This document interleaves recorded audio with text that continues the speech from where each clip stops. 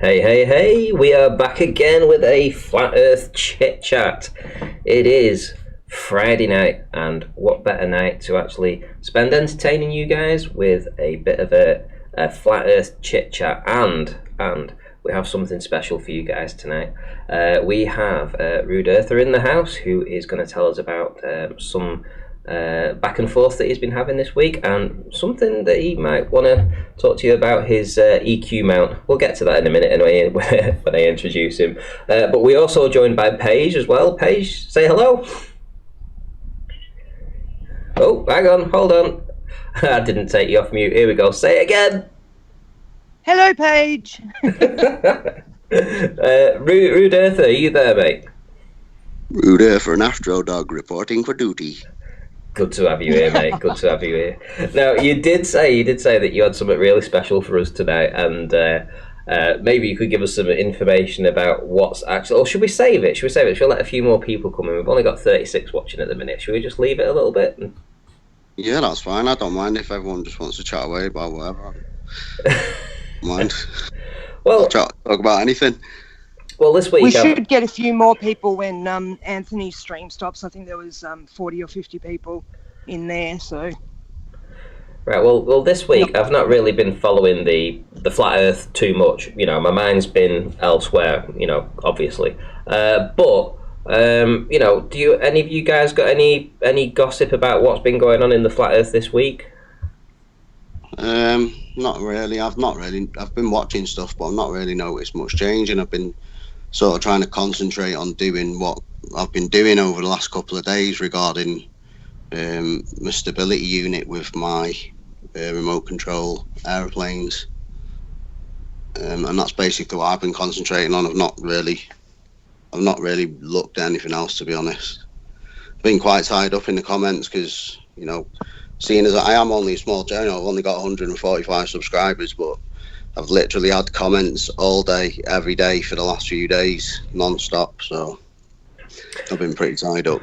We'll try and get you up a bit on the subscriber count, because you've got some really interesting experiments and tests that you're actually doing at your house, because you have a lot of equipment and you might as well put it to the test, and you have no problem dismantling stuff. And oh yeah, every time I buy something I rip it apart straight away, but my wife hates it. She goes mental. Everything I buy I strip it down straight away. Is that real? Is that real? Truthfully, mate, yeah. I just like to see the gubbins of it, like how it works and that. Okay, so yeah, I mean, if I had an ex that was like that. Well, everybody's shocked. Shit, it just must be me then. It is you. Listen, I have. My neighbour does it as well. To be fair, that's where I get it from. We do it with a joint partnership. We strip our shit all the time. Well, I had you know, have you had a 3310, the mobile phone 3310? Yeah. So I had a 3310 for like 11 years, right? And it never failed me. I swear to God, the thing had no buttons left on it. It was because it had rubber buttons on, so it was all like broken, and you couldn't read the numbers on it anymore, so you didn't know what number. I knew that phone back to front, and because I used to put it in my pocket with my sandpaper and stuff, the front was all the face was all scratched, so you could barely read anything that you were saying. But I loved the phone, right? And I dropped it in paint. I literally dropped it in paint. Pulled it out, it was emulsion, so it dropped in a full tin of emulsion, took it out, washed it off, it still fucking worked, right? Dropped it off the top of a ladder at least 4 times, fell on the floor, still worked. I mean, the thing was indestructible, right? And I loved it so much, but eventually it died on me. But in the meantime, about a year and a half prior to this, my mum bought me another phone. She bought me a BlackBerry, right? Now, I'm not really technically involved in all kinds of different phones, but it was certainly an upgrade.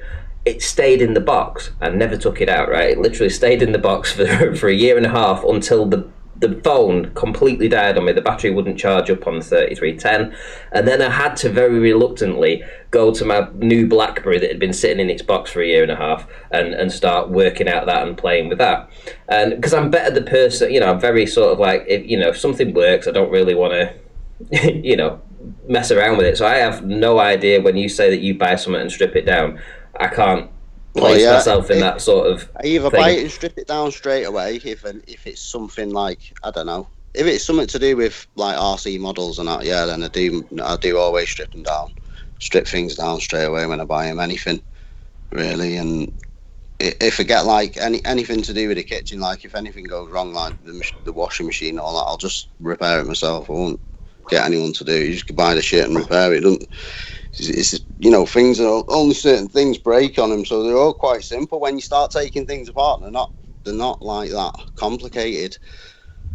Like once you start and having a look inside, and there's loads of guides everywhere and everything. You've just got to like take that step and be brave. Like the biggest thing I did is I got quite an expensive bike, and it's got like a crazy gearbox on it called a V-box, and I popped a gear on it. And I literally had to strip the whole thing down with me mate, alter the cogs and everything, and rebuild it with just like half a video off YouTube. But we did it. It took me like I think I re-stripped it about 5 or 6 times, but I did it in the end. I'm terrified of doing that. And Ian Madison, who's in the chat, so Ian Madison sent me a little piece of glass that I was to put into my P900 when I dismantled it and took out the filter, the infrared filter in there, so that I could actually film in infrared with the P900. But he sent me the piece of glass, and I had every intention of taking my camera apart, and then I watched the video and I shit my bricks about taking this camera apart. And I ended up, not doing it. I ended up, and I feel really sorry for it. Sorry for him actually going out of his way. He got the glass cut, he sent it me, posted it to me, it arrived, and I didn't follow through on it. I didn't dare take that camera apart. I ended up giving it to Arwin, who has taken like 2 images with it, like 6 months ago.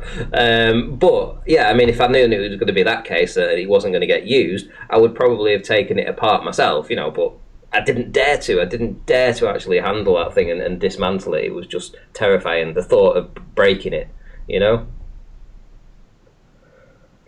To be honest, like when you fly drones and all that type of stuff, you constantly break cameras and that, so I'm always stripping fiddly little things like that. And you have to, on some control board, sorry Paige, I will now, one sec, but on some control boards you do like really small soldering and stuff like that, so you're basically building, you build your control boards up from nothing really. You just get like a PCB board with a couple of little components on it.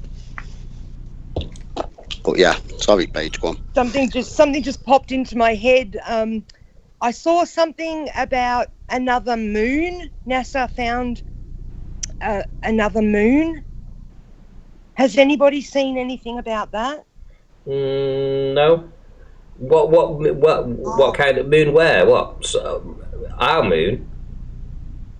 Yeah, like somewhere. I didn't actually read the whole thing. It was just a headline that I saw, but something about a tiny little moon that they found in our. I don't know whether it's in our atmosphere or in our solar system, but I think it must be like within our close enough to classify it a moon to us. This tiny little moon, they reckon. I'll have a look through my history and see if I can find it. Well, I've just typed it into Google and I've put in NASA new moon. So we have top stories. Earth has a new mini moon, but it's only temporary. There you go. Oh, hang on. How funny is that? Earth has acquired a brand new moon, but it's only the size of a car. What? Yeah, it was tiny. Oh, see, Lee knows about it. There, see, she's up to date. It's only the size of a car. Sorry. There's been a recent news update. They made a mistake. It's Starman. I was going to say it's the 10th one. Oh my God. Is it? Is it Starman? No, I'm pulling your leg. Man, that would have been hilarious. I can't keep that one going. It is fucking Starman though. Do you know how they knew? Because he had the window wipers going. In around. He was flashing his headlights. Yeah, and he still had the radio going, surprisingly. Solar car. Yeah, listen, here's a question for you. How bad are they going to get? Really?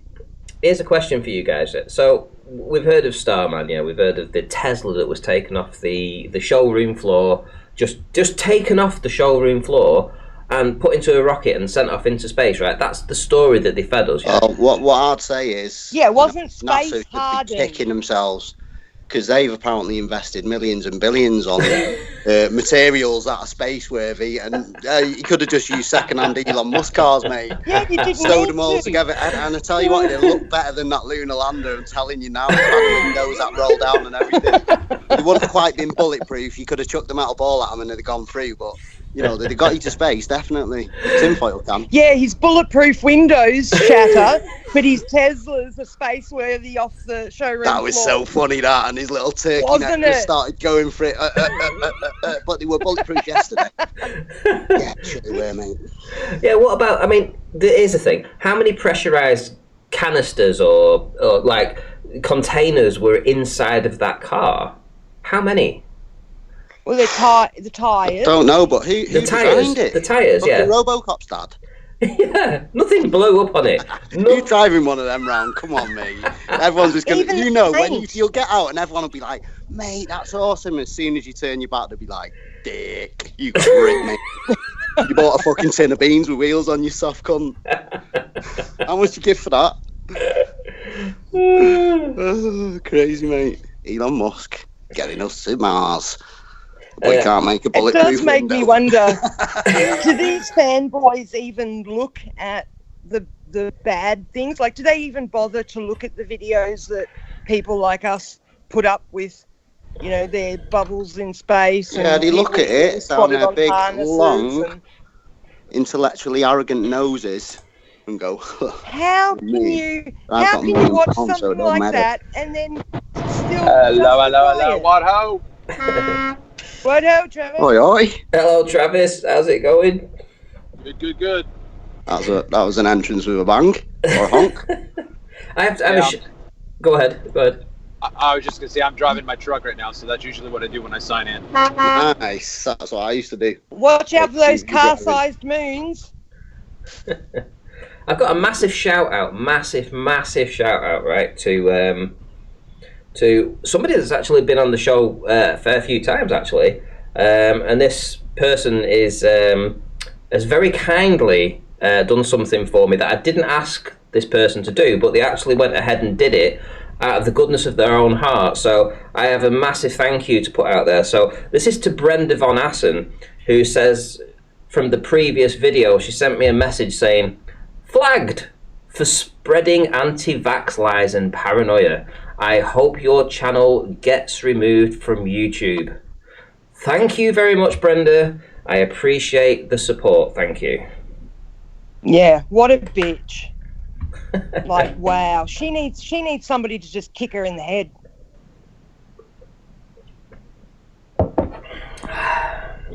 You two don't get along very well, do you? Oh, I tell you what, Ranty, if I ever met her in real life, she'd want to run. She'd want to run very fucking fast. Some people just get You know, under your she- skin, she don't wants they, to when they be just allowed like, to come on and they spew. constantly repeat the same shit. And even though you're explaining something to them, they're just like repeating the same shit. It's just like a pair of eyes with nothing behind it. Just on autopilot. Yeah. Or I call them automations, or humans, Autopilot. mate, because they're just on But autopilot all the time. She wants to be allowed to spew any lies that she believes. Like, she believes in this spinning ball. She wants to be allowed to go on any channel she wants. She wants to be allowed to speak. The And thing have is, her though, say, they even though don't we know believe she's that they lying, don't believe they're believing lies because they I know, know, they but know the I'm not the allowed measurements and they only think within them parameters. So to them, us thinking I've outside got- the parameters are just idiots. I've actually got personal experience with a child who was hurt by a vaccine, but I'm not allowed to talk about that, even though I've got personal life experience. She's got no proof of curve or spin that she's done personally, but she wants to be allowed to spew that bullshit wherever she goes. Well, I'm sorry, what's good for the goose is good for the gander, Brenda. You can go and get fucked. Like, you are a disgusting human being. Absolutely disgusting. Well, sort of like Sorry, midterm operation when you sort of like, I don't know, maybe hit a hermaphrodite stage. She suppose, maybe could literally go fuck herself. Maybe, I don't know. Yeah, maybe. Shout out to Mason B for the super chat. Shout out retracted. I have no idea who shouted out. Oh yeah, shout out retracted. Nice. Forgot about that. Can I just do one quick shout out to my wingman there, my co-pilot OGG is probably somewhere in the chat there. I said I'd do him a little shout out. My bro, my wingman. I need my to co-pilot. Yeah, so OGG, that's FPV, isn't it? Yeah. Yeah. He needs that t-shirt, bad man. He's like needs it. Yeah, that's what I was gonna say. You haven't sent me his address, or even your address, so that I can actually post it to. Yeah, so I'll send you his. I'll get him to send you his address. Like, I don't think you mind. He says that. You say that. Literally, this has been going back and forth for about 6 months now. Mate, I'm just saying. Every time I speak to him, he's just like, "Oh, that's Randy for that t-shirt, man." Yeah, no. I think he wants you to bring it down. Bring it down. I'll bring it down on a plate. How's that? Next time we do like a little collaboration, which hopefully will be one day soon. Get this boat going again, maybe, and do it properly this time. Maybe take a big fucking sign saying "We are here," and just follow us up. Get it all proper laid down and everything. Like I said last time, was just a little bit of a test on it. So maybe one day when you got time and you can sort of like get around or something like that, or configure around something like work, we'll get it done. How about the observation that I'm going to be doing with these lasers? So I'm hopefully going to be doing that the next week's going to be... Honestly, you guys know how bad the weather's been recently. We've had storm after storm, but when it calms down a bit and I can actually set this up so that maybe a week and a half, 2 weeks. Would you be willing to go to sort of Southport? Would that be too far for you to come? I could probably get to Southport, to be honest. How far away is your observation going to be, Randy? 6 miles. It's over 6 miles. I've got one that. But it's not an observation. It's a test to see how the lasers behave going over a stretch of water. So, and because they'll be staggered in height. They'll each be going over a different gradient, so to speak, of air pressure. The hope would be that obviously we see them completely flat. But if they don't show complete flat, then they may show a bit of deviation, and it's to sort of figure out, well, what's going on in that location, what was the pressure temperatures at that time. If Rude Earth is on the other side and he's actually taking temperature and pressure there, I can take it from mine. We're filming it from the side. We'll be able to get a lot of data from that. So if you're up for that, Rude, and you can get to Southport. Yeah, well, if you send me, just let me know. Skype message me or whatever, proper dates and that. Yeah. Just get on the weather thing and have a look. But I'm sort of like free for next week, but then following that, like, back sort of like my work shift start, and I've got quite a heavy load at the start, so I'll be busy for the next sort of month or two. Okay. And then when I sort of start leveling out again, I might get evenings where I can do something. When it's light through the summer. I'll probably be able to pin down a few evenings to come and get some stuff done as well. Yeah. So, Travis, did you have something to ask about that? Have you done some observations recently that surpassed that? Excuse me. I did put up on my channel an observation. I didn't process it too much. I didn't really do any commentary on it, but the two guys that I normally shoot with, Derek O'Hara and Adam from Bombaclac Gato Fish channel, I have a green laser, and we shot it over 9 miles, and it was a foot off the ground a foot off the water from my location, and Derek was about 4 feet off the water, 9 miles away. And we had basic line of sight to it, but which video was that? What's the video called? I don't know. I'm gonna have to go back. Maybe I might have uploaded it only to right. Okay. I might have only uploaded it to Facebook. Did you see the observation over that frozen lake just recently with the different lights going down it? That was quite good. Yeah, that was interesting.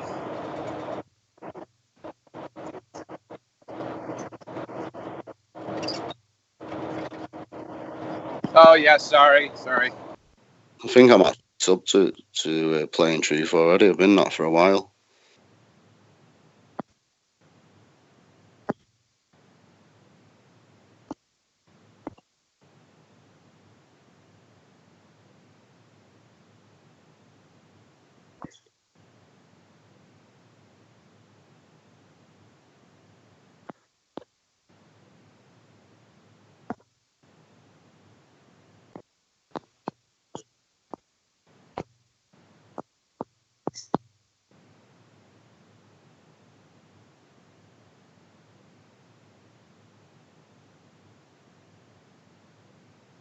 Yeah. Is your icon a Mona Lisa? Yes. Yeah. Cool. Yeah, but there is a sock account, so make sure you have the one that has 1,600 subscribers. Yeah, I got you there, man. The other one doesn't. But listen, I am going to be on Modern Day Debate tomorrow night against Fight the Flat Earth. Oh yeah, I went on there once, but he had some sort of setup. When he spoke, you couldn't hear me, and I just got frustrated. He wasn't showing any of the shit I wanted to show. I had a document to show, and he was basically just cherry picking bits that suited his agenda, what he was talking about. Yeah. So just be careful on there. Oh no, listen. I debated him and Team Skeptic last week on Fight the Flat Earth's channel, and I just uploaded 2 days ago the portion that I was involved in, or maybe it was yesterday. I think it was actually yesterday. I premiered it. But I'm well aware they completely hijacked my presentation. They talked over me, and the next day, Fight the Flat Earth contacted me and said, "Hey, Team Skeptic wants to talk to you on his channel. I know that we kind of butted heads. Are you willing to do that?" I said, "Yeah. If he confesses to the fact that you guys hijacked my presentation, yeah, I'll do it." And he goes, "Well, we didn't hijack it, blah blah blah." So I said, "Well, then I'm not coming on."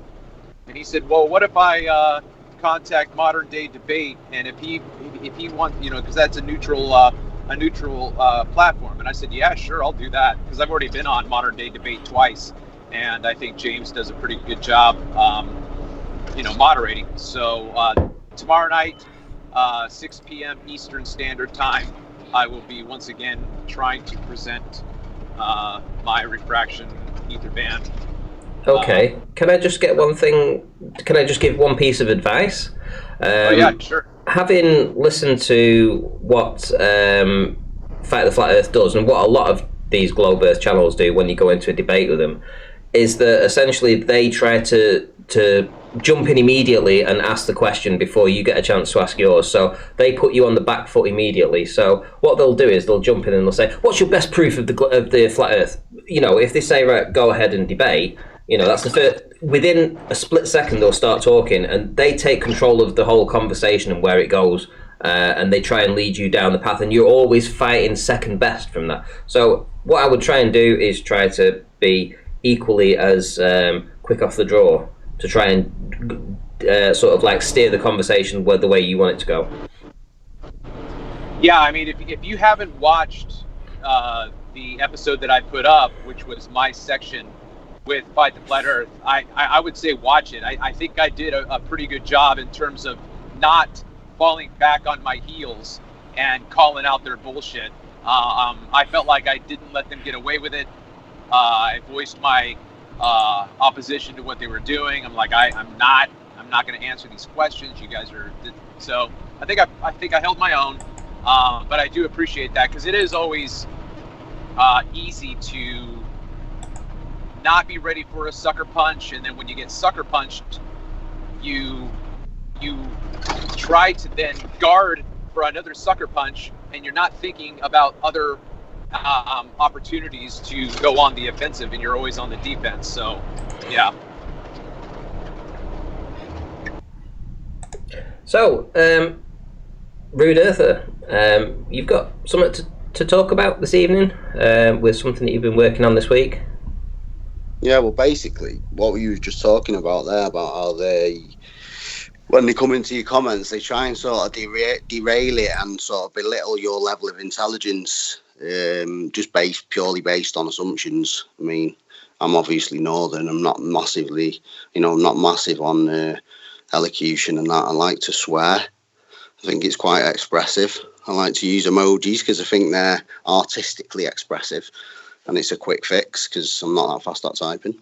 But yeah, they like to assume your intelligence and they take you off track. So initially on my channel, the argument started when I went on a video, a certain channel on YouTube. I don't want to name any names, so I don't want to start any wars or anything.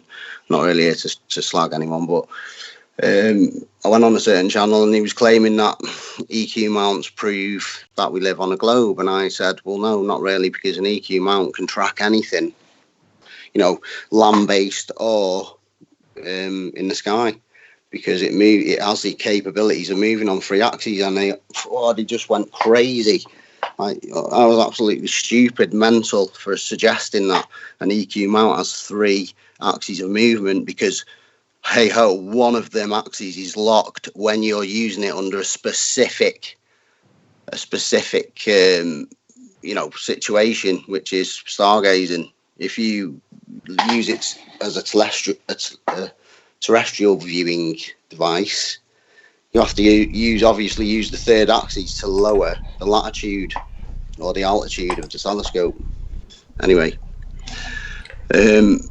from there it's sort of like escalated, talking about gyros and stuff like that, and I just did a gyro experiment in which I've got a stability unit for one of my drones, which basically it can return your drone home. It's got an autopilot system on it. If you go out of range, it'll return your drone back to you, or within a range where you can pick it up again and safely land it, hopefully.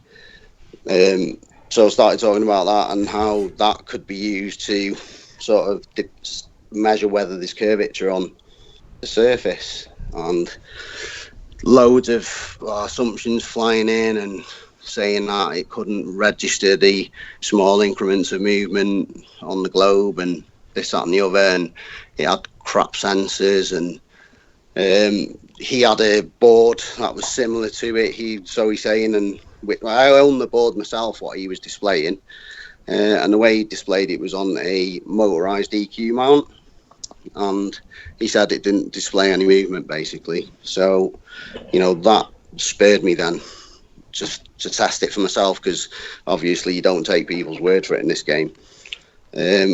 So he suggested that I buy a motorized EQ mount, and I thought, this guy's just luring me in to playing a game and testing me out, and I thought, why should I spend, you know, 300-400 quid on an electronic EQ mount just to prove to this one divvy, like, one thing, that this, you know, that my device can register such a small movement.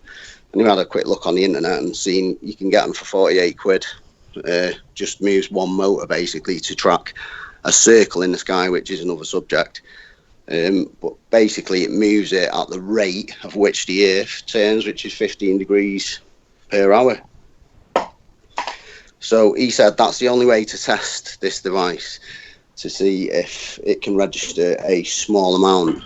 So basically I bought the motor for the EQ mount. It's just, like I say, it's a simple motor, and it just spins the one axis as it follows the stars in a circle in the sky. Anyway, mounted my mount on. Like I say, all the videos are on my channel.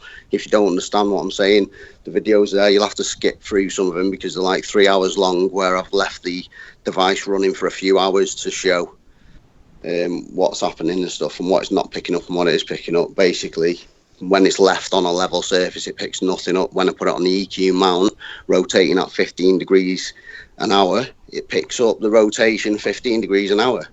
So therefore, the equipment is sensitive enough to pick up Earth rotation. Which then leads me on to the next part, which is my latest video, where I explain that the unit itself is used to stabilize the drone. The one setting I'm interested in at the minute is the stability setting, because with that setting, you can do it while you're flying. Once you're in the air, you can set the stability so you're on a level flight. Your vehicle isn't raising or losing altitude, and it keeps it on a straight line. And basically, that plane will fly on a straight line for however long your batteries, your system, your video, your radio will allow. It doesn't detect curvature. It doesn't give for curvature, as pilots say, where their normal systems compensate for curvature as they fly over. This is what the claim is, isn't it? Somebody back me up. Yes, it is, yeah. Yeah. So basically, the unit I'm using, which is explained in my latest video, is a unit on its own. It is a gyro device. So if I turn it, say 20 degrees from level, and then I go in and level the device there, that device then thinks the bottom of the device is the ground, no matter what angle it's on. And when I move it then back to level true, it'll display like it's living on an angle. Do you know what I mean? It holds its rigidity in space like an actual gyro. And it'll do that in any position. Any of the axes, it'll log it in the artificial horizon, which I think you've got it displaying now. Basically this is without GPS plugged in or anything, so the unit actually doesn't know whereabouts on the grid system it's laying at the minute. All it knows is its position in space, and that's it. What I propose to do next is to take the unit out of my plane and just make a small plaque or box where I can plug it into. Like, I'm going to buy myself a compact laptop for the purpose, and where I can just plug the device in and get just a return flight somewhere far enough. 500 quid should get me pretty far and back.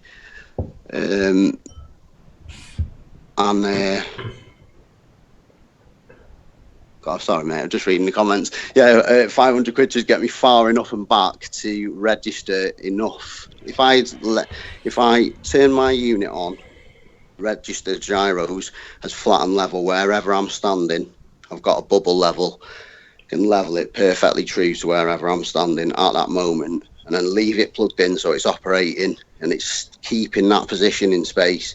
I get in a plane, it starts flying. Once the plane starts compensating for curvature, it's going to literally be nosing down with reference to the unit's position in space, because the units, as far as it knows, is just an unlimited straight line from the front of the unit outwards, if you like a laser. So as soon as that starts to deviate, it'll start registering movement on the artificial horizon. So that's the next step, really, and that's where we leave off. But I've had loads of comments, seeing as I am such a small channel, I have had loads of comments regarding this, so I think I've touched the nerve somewhere, maybe. This is awesome stuff, what you're actually talking about doing, and I've been playing your most recent video and just a few seconds of the one prior, so if anybody got confused, because Rude's watching it 30 seconds afterwards, so he may have been talking about a different video. In any event, his channel currently has, 149 subscribers. So we have 117 people watching right now. I would really appreciate it, you guys, if you want to just head on over and then nip back immediately to come and listen to the rest of this. Subscribe. Can I just say something? Subscribe. I am really busy in my normal life, and I don't want anything from this. I spend my own money. I'm willing, and I do things in my own time when I've got time. I don't mind. I'm not asking for anyone to help me or anything. Obviously we can help each other doing observations and stuff like that. But like I say, with this experiment, I am looking to get a flight, and it'll just be off my own back. I'm not like subscriber driven. I'm not ego driven. I just want this information to be out there, because I'm sick of people being intellectually arrogant and thinking because you don't think the same about the narrative, like there's something wrong with you. You can't think. The thing is, we're thinking outside of all the parameters, and they can't understand leaving that box, and that's all it is. Because their lives are based on it, and foolish pride won't allow certain people to admit certain things. It can't. It's like in certain studies and stuff like that.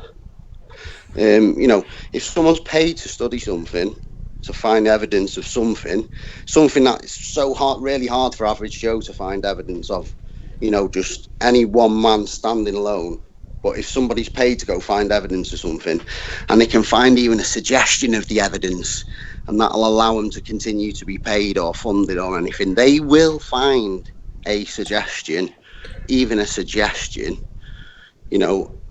of evidence. Well, I think that is how things work. That's why NASA always say, you know, they love to say, oh, there's an asteroid passing by, it's going to crash into Earth, but in the next 40 years, but we need X amount of funding to, like, you know, send tinfoil box with tinfoil sail to go see and have a look what it is. Like, you know, sending tinfoil box and tinfoil sail towards the sun, like we've got any sort of materials that can withstand the temperature of the sun or anywhere near the suggested temperature of the sun would be. Do you know what I mean? We haven't got materials to do that. Yeah, yeah. I mean, the temperature's there. It's like, was it 500,000 degrees or something? It's ridiculous. It's madness to suggest. I want to give a shout out to Bates 60 RMC, who gave a $10 super chat. No comment though, unfortunately. But thank you very much, Bates, for the super chat. It's very much appreciated. Can I just quickly add on the subject of that money stuff as well? Yeah. I'm pretty sure, like, a lot of these channels, like yourself and, you know, Nathan and all that, when you first started out, nobody was giving you anything, and, you know, you were still doing the work. What it is, if people feel the need to donate to somebody or to help them out, and, you know, because they want to see that person further whatever they're doing at that time, that is up to them. You know, people keep saying about, oh, your donations, you either do take them or you don't, and you either do give them or you don't. Everything's done on free will, so there should be no question about that. If people want to pay for the information they're getting, that's fine. But I'm pretty sure that information would be there either way. Am I right? Exactly. I mean, a little bit of history about what happened with my channel. I mean, the first 4 years of my original channel, when I put out 400 videos on chemtrails, I didn't get monetized. You know, I didn't have a monetized channel back then, and then I fell onto Flat Earth, and it still wasn't monetized. Then when that channel got taken away, because I actually started talking about Las Vegas, the Las Vegas shootings, then I had to start again. So I started with this channel, and I only got monetized on this when I'd already passed the threshold for being monetized, and it was about 6 months later when they actually agreed to monetize it. And I was still putting the information out. I was going on Nathan Oakley's show, and I was putting the information out, and I was there every day, going down, doing the videos, taking time off work to come home and then present on Nathan's show at 2 p.m. And it was for the good of the community. It wasn't for me. It wasn't even, most of my presentations haven't even been on my channel. You know, they were all on Nathan's channel, and it was only when I got monetized that I thought, you know what, I'll actually start putting a few bit more information out on this channel and start building this one up. But yeah, you're right, it was never for the money. It never was, and you never hear me saying, "Oh, I've got a Patreon or go and super chat me." You know, I never start off my show or talk about that through the show. It's just, if people want to donate, that's fine. I'm not going to say no. You know, there's a donate button there if people want to actually show some support. That's great, but primarily these shows will still run regardless of whether anybody super chats or never again. You know, it's just what I am, just like what you're doing. You know, I mean, you can financially support yourself, fortunately, and you've got a lot of toys that I'd love to have. I'd love to have the amount of toys that you've got, you know, and just to be able to go out and spend 50 quid on a mount and stuff like this. But, you know, this is why I'm saying people should subscribe to you, because you've got the equipment and the belief to actually go out and take things apart, and you don't have any, there's nothing holding you back from taking a piece of equipment apart, sticking it into a monitor and saying, hey, I'm going to figure out how this works. Because I don't have that. I mean, that's what I'm saying. That's why I'm not calling anyone. I mean, I've come from nothing. I've lived a crazy life. I mean, I'd love to tell you about it one time, but that's a different show. But I basically now run my own small business, and I'm obviously not going to say what it is online because there's a lot of trolls out there. Yeah, don't say it, mate. No, that's obvious. But yeah, you know, I'm lucky enough to run my own business now, and I get a few months off a year where I don't have to actually do anything. And luckily make enough money to see me over that time and allow me to have a nice little hobby in that time. All the equipment I've got, it's not massively expensive, and I have purchased it over a long time. That's equipment that I've settled with because, you know, I'm not that much into the hobby anymore like I used to be. Before I had my business, I used to be, you know, massively into it. It was every day. I'd be soldering something. I used to do my wife's head in. I'd be stripping wires all over the kitchen, and she's got OCD for cleaning. She'd be like cleaning around, finding these wires everywhere. What you doing? Solder all over the floor, and Yeah, so well, listen, I've been into it for years. You've got 5 more warriors. 5 more, 9 more warriors. You've got 9 more warriors that have joined your channel, and I'm sure they're all going to be looking at people. Thank you, appreciate it massively. And I don't want anything but for you to observe and make your own decision about the things that I show you, because that is all we can do as one single individuals in the 9, the 3 square mile circle of sight up into whatever it is, 6 square miles above you into a dome, whatever. Well, here's the thing. You've got 9 more warriors that have joined your channel, and I'm sure that there's probably going to be a couple of them that are globe earthers, and the rest are going to be flat earthers. But they're going to be interested in this stuff, and they're going to actually support you because you've had. And I'm going to say who's there. You've got Wolfie there. You've got Wolfie. Yeah, well, Wolfie. Yeah, to be honest, I didn't want to say, and he's not. He's very, very intelligent. Wolfie is a very intelligent guy. I'm not going to even dispute that. He is a very intelligent man. The things that he does come out with, I can tell just reading him. He does know his shit, but he doesn't know his shit like I know my shit with RC. He said he's been into it since the 70s, but he's like old school, so he doesn't fly FPV like I fly race drones and shit like that. I'm smashing it around at whatever mile an hour. These things do like 100 mile an hour in really small spaces, like 0 to 100 in a second. You got to have pretty quick reactions, not just blowing my bugle, but like I say, I've not done it for a while, but yeah, he doesn't even fly FPV. I mean, when you fly FPV, at first you might start off first-person view, by the way, FPV. It's first-person view, which is basically when you get a remote control plane, have a camera with a video transmitter, and it transmits it either to a screen or a pair of use goggles, Fat Shark goggles, if you want to Google the equipment. It basically allows you to build a drone like what the military use. I mean, what I say is the equipment I can get now, you can look it up right now on YouTube, long range FPV flight, world's longest range FPV flight. It's actually a 5-hour flight, and it's 136 kilometers out and back. If we can buy that equipment off the internet cheaply, and when I got into it, it was very expensive. It was hundreds and hundreds of pounds for these kits. Now they are literally, you can buy them, you can kit yourself out a decent long range drone for just maybe 600 to 900 quid. That would be including like a cheap pair of goggles as well and a transmitter. It's not that expensive anymore. Yeah. If we've got that technology available to us now, imagine how I'm based in one position flying a drone, 136 miles out, 136 kilometers out, 5-hour flight with, civilian technology. Yeah, can you imagine a military drone boosting massive watts with advanced, really narrow beam antennas on there? And like actually for one of my drones, from a big drone which I displayed on my channel, I've actually got something called an antenna tracker.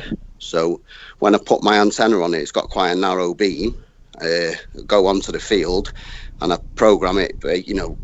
Go through the motions. It's quite just a little process. If I had time, and a proper display, I could show it all and everything. But you basically log the position of the plane a few hundred feet away from the antenna tracker on the ground. Once you take off, the antenna tracker is mounted on 2 servos, so it's got 2 axes of movement. You can move horizontally and vertically in any direction, basically, because I have 360 servos, and that antenna will follow the plane to the position with a very narrow beam, and that will allow you a massive range with your video. And then you control is something different. Again, your RC control. That's another different type of thing, but it's a whole other show. Like, I could talk about it all night.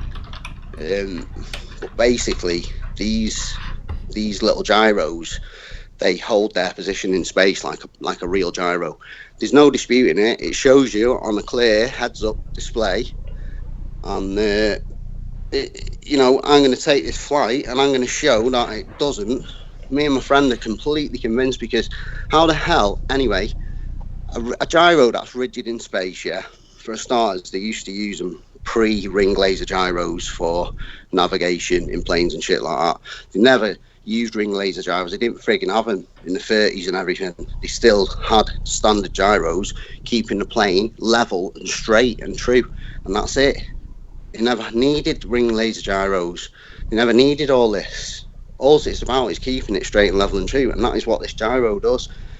If I, in theory, I could literally set this gyro here at the beach near me on the west coast, of the UK, and I could drive straight across over to the east coast, and it's a good 124, 25 miles maybe across. I mean, that'd give us a decent readout of curvature. Basically, from one beach to the other, I should get, I should display some sort of deviation, because the angles change completely. Once you go from one position on a sphere, you immediately start to deviate from that level, that space. Do you know what I mean? So in theory, I could do that, but I want to do it with a flight. I want to do it with a long distance flight. Build a little box with a little compact laptop, turn it on, show it, before I get on the flight, sort of stick it in a bag with the video still running in the bag to show I'm not messing with it and stuff. Get it back out on the plane, video it all the way on the plane. I mean, you can get power banks and stuff now to keep you running. That is basically my next goal. Pin your ears back here. So Ian Adams says, right, hang on, bear with me. Excuse me. Right, so Ian Adams says, Rude Earther is the next step to take Flat Earth further. It also got... Well, we don't know about that. Cheers anyway, but don't know about that. So we've got Amanda Young that says she agrees. And essentially I agree too, because it's something you're doing something, or you're reaching for something that nobody else has reached for on this side of the argument. The thing is, we're here to resolve this situation by any means we can. Yeah. Like I always say, we are singular individuals alone within our circle of sight, our radius, whatever. Even though people claim to, I'm going on holiday to Spain. I know all about Spain. I know it in and out. You get these people and you think, well, fucking hell, you went to one town, mate. Get over yourself. You don't know Spain. Well, you know the fucking beach town where you went to, mate. Come on, get real. I know all the culture, and you've been for 5 minutes, bro. Let's have a bit of realism. That's all it is. Well, here's the thing, yeah. I remember being down at 100 subscribers, 150 subscribers. I know what it's like. Every subscriber is so difficult to get. You might go a week and gain one. I know the score. So the more subscribers you get, though, the more passion you get, because you actually feel that somebody subscribed to you because they actually want to see your content, and it gives you a bit of a boost to actually go out and do more stuff. It's subconsciously, and that's true. I've been active in the comments for years. You know that, don't you? I do, yeah. You've seen me I think I spoke to you when you were first starting out. I think that was when I first bought my P900, and we were sort of doing it, and that's how I found you. And you only had a couple of hundred subscribers then, and I followed you since then because I thought this guy knows what I'm on about. Do you know what I mean? But it was passionate, and I've stuck to one thing, and I can see by already on your channel, and having met you as well, because I actually went down to a different country. Actually, I went to Wales to meet you, and you hired you hired a boat for the day. I mean, I can't get over this. You hired a boat, put money in your pocket. Sorry, you got money out of your pocket, and you hired a boat for the day. You went jig-jogging around the wind turbines and around this soil platform, and me and Spurs Chemo were on the beach filming you with the P900 and the P1000 from the shoreline. We've got some excellent videos, by the way, excellent flat earth proofs there, but I can see the passion in you, and I can also, I've seen the equipment that you've got, and I just know that you're going to do a lot of great work with gyros and stuff like that. So this is what I'm saying. I have my own passion, which is about optics. That's my passion. Your passion is gyroscopes and proving it in a different way completely. And I just know that you're just going to hammer this. You're going to, knowing the person you are, knowing that you've got this about you, you go in to hammer it. And this is why I'm saying people should subscribe to you, because the more people that are subscribed to you, they're going to get genuine information. They're not going to get it. There's no. Can I just quickly say something as well, though? Go ahead. I told you in chat, and he's like, "Oh, Rude Earth, he's knuckle dragging." This is what I say because I'm Northern. And sometimes, you know, I was just about to. I've got a point massive out Toadie's vocabulary, comment. you know. I just don't choose to use it because I don't feel if somebody's nice and they deserve me to speak eloquently to them, I will.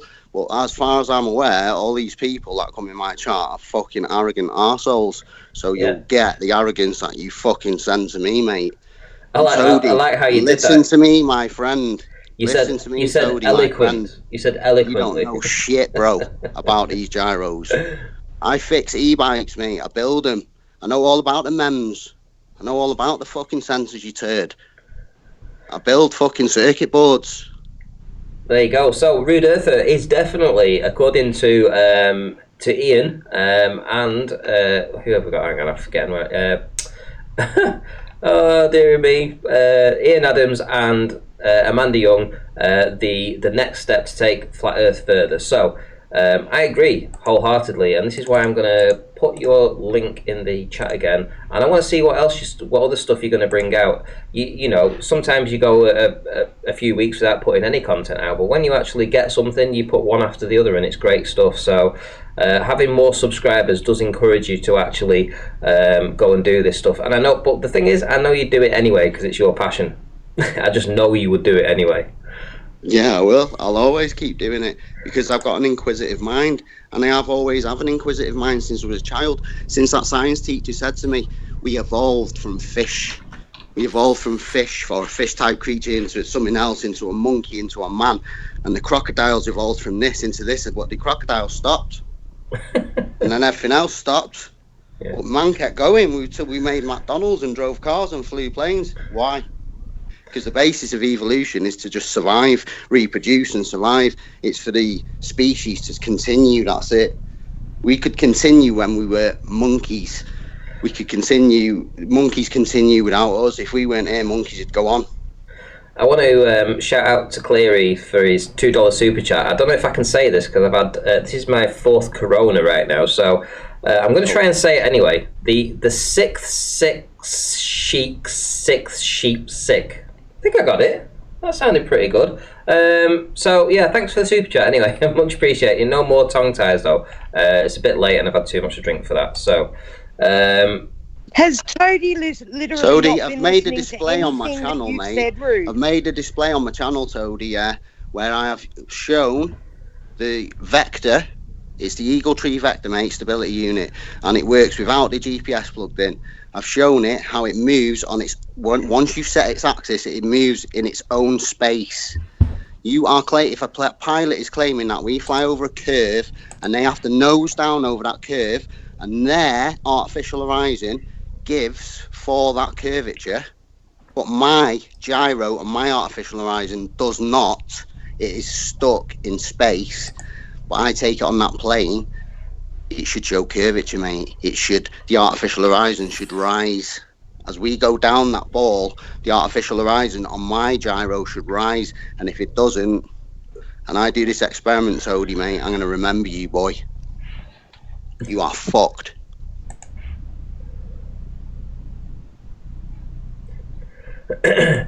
So we got a few people in the chat that are saying I'm on the Coronas. Indeed, I am. There we go. There's the Corona. Hang on, shall I show you how many Coronas I've got?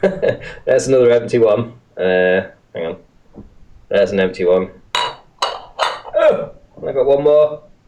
There you go. I'm not lying. I've had a few this evening. You're going to wake up ill tomorrow and think you've actually got the coronavirus. Well, listen, if Corona's going to get me, it's going to be the beers. That's the way I look at it. So if we still got in chat anyway, we got in chat in the Skype call. So Plain Truth, are you still there? Have you gone on mute for a time? So are you talking about the base data, mate? Yeah, the artificial horizon is a visual representation of the base data. You fucking clown. You don't need to show the gyro outputs and the gains. The artificial horizon is the visualization of that fucking information, you turd. What don't you understand? Why doesn't he just call in? Why don't you just get Toadie to call in? He's spouting his mouth off in chat being a keyboard warrior. Well, call in. Call in and talk to him, coward.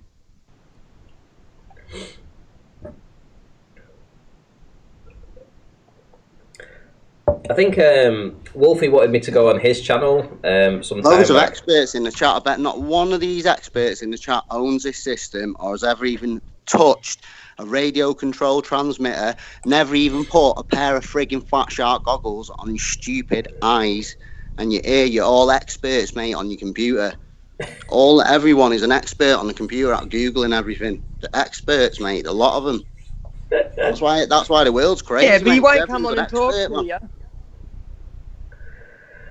you. Massive shout out to Amanda Young, who says evolution never made sense to me when I was in school too. Indeed, there's that parody one, isn't there?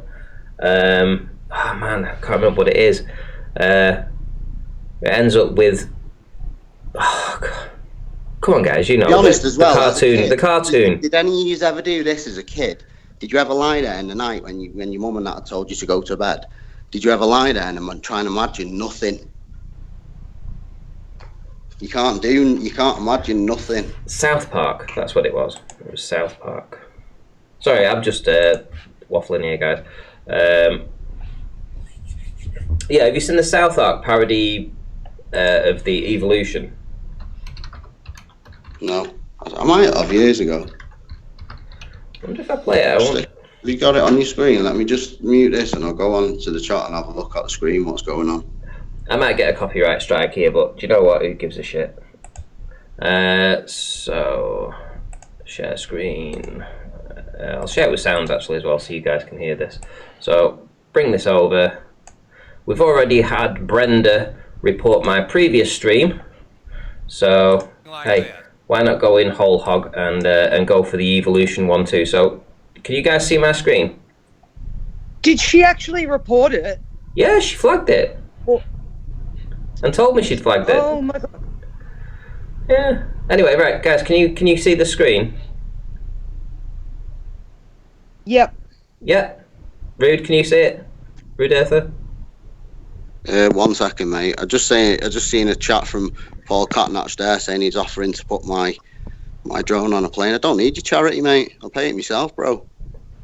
Keep your charity, mate. Keep your little coffers in your pocket, rude boy. Right, here we go. I'm going to play this 50-second clip. Here we go. And it goes something like this. Okay, drug me. In the beginning, we were all fish, okay? Swimming around in the water. And then one day, a couple of fish had a retard baby. And the retard baby was different, so it got to live. So retard fish goes on to make more retard babies. And then one day, a retard baby fish crawled out of the ocean with its mutant fish hands. And it had butt sex with a squirrel or something and made this retard frog squirrel.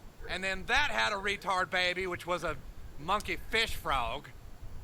And then this monkey fish frog had butt sex with that monkey, and that monkey had a mutant retard baby that screwed another monkey, and that made you.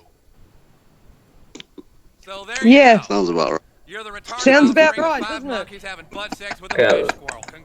So there you go. Yeah, You're the retarded that's it. offspring of 5 monkeys having I butt can't sex believe with... anybody listen to- believes that just- bullshit. Here, listen to the last bit, guys. Here we go. So there you go. You're the retarded offspring of 5 monkeys having butt sex with a fish squirrel. Congratulations.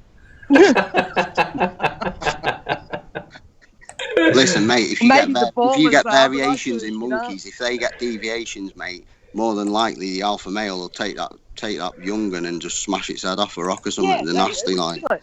It wouldn't continue onward. They wouldn't like, oh, I'm going to breed with that fucking mutation there. Let's all breed with that mutation and get a few more mutations going, do you know what I mean? Yeah, exactly.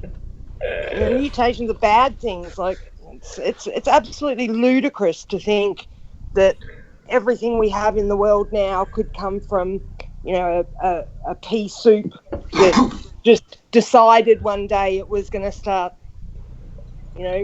Paul Catnach, no one's genuine here, mate. Have you got any? Let me check your channel, mate. Let me just see who you are. Yeah, fucking well genuine, are you? No subscribers, mate. No content. Yeah, well genuine, Paul Catnach. What type of plane do you drive? Fucking Spanner Skew Witzel. They're all Only on a keyboard Thursday morning. warriors, they're all cowards. That won't... Shut up. They are, mate. They're all pontificators, mate. They go in them chats and they've heard something somewhere else and they come on and they just repeat it. Auto humans Yep, assemble. NPCs. And then, like I say, they judge you. They judge you on the way you speak, your eloquence, like your elocution, things like that. But listen, mate, I'm a fast thinker. I've been in plenty of sticky situations and ripped my way out of them rapid style. Don't you worry about that. I'm a rapid thinker, and I'm always learning. So carry on with your comments. That's all I can say. It shows a lot when these people I think meet that arrogance much with about arrogance. That's the only way to do it. If someone comes in and tries to intellectually belittle you, you've got to do it back to them. I'm street, mate, but I know what I'm talking about. Trust me, I read a lot, but I don't read like books and literature and stories and shit like that. I read manuals and papers and learn new things. I'm trying to better my intelligence rather than just sit there and absorb somebody else's.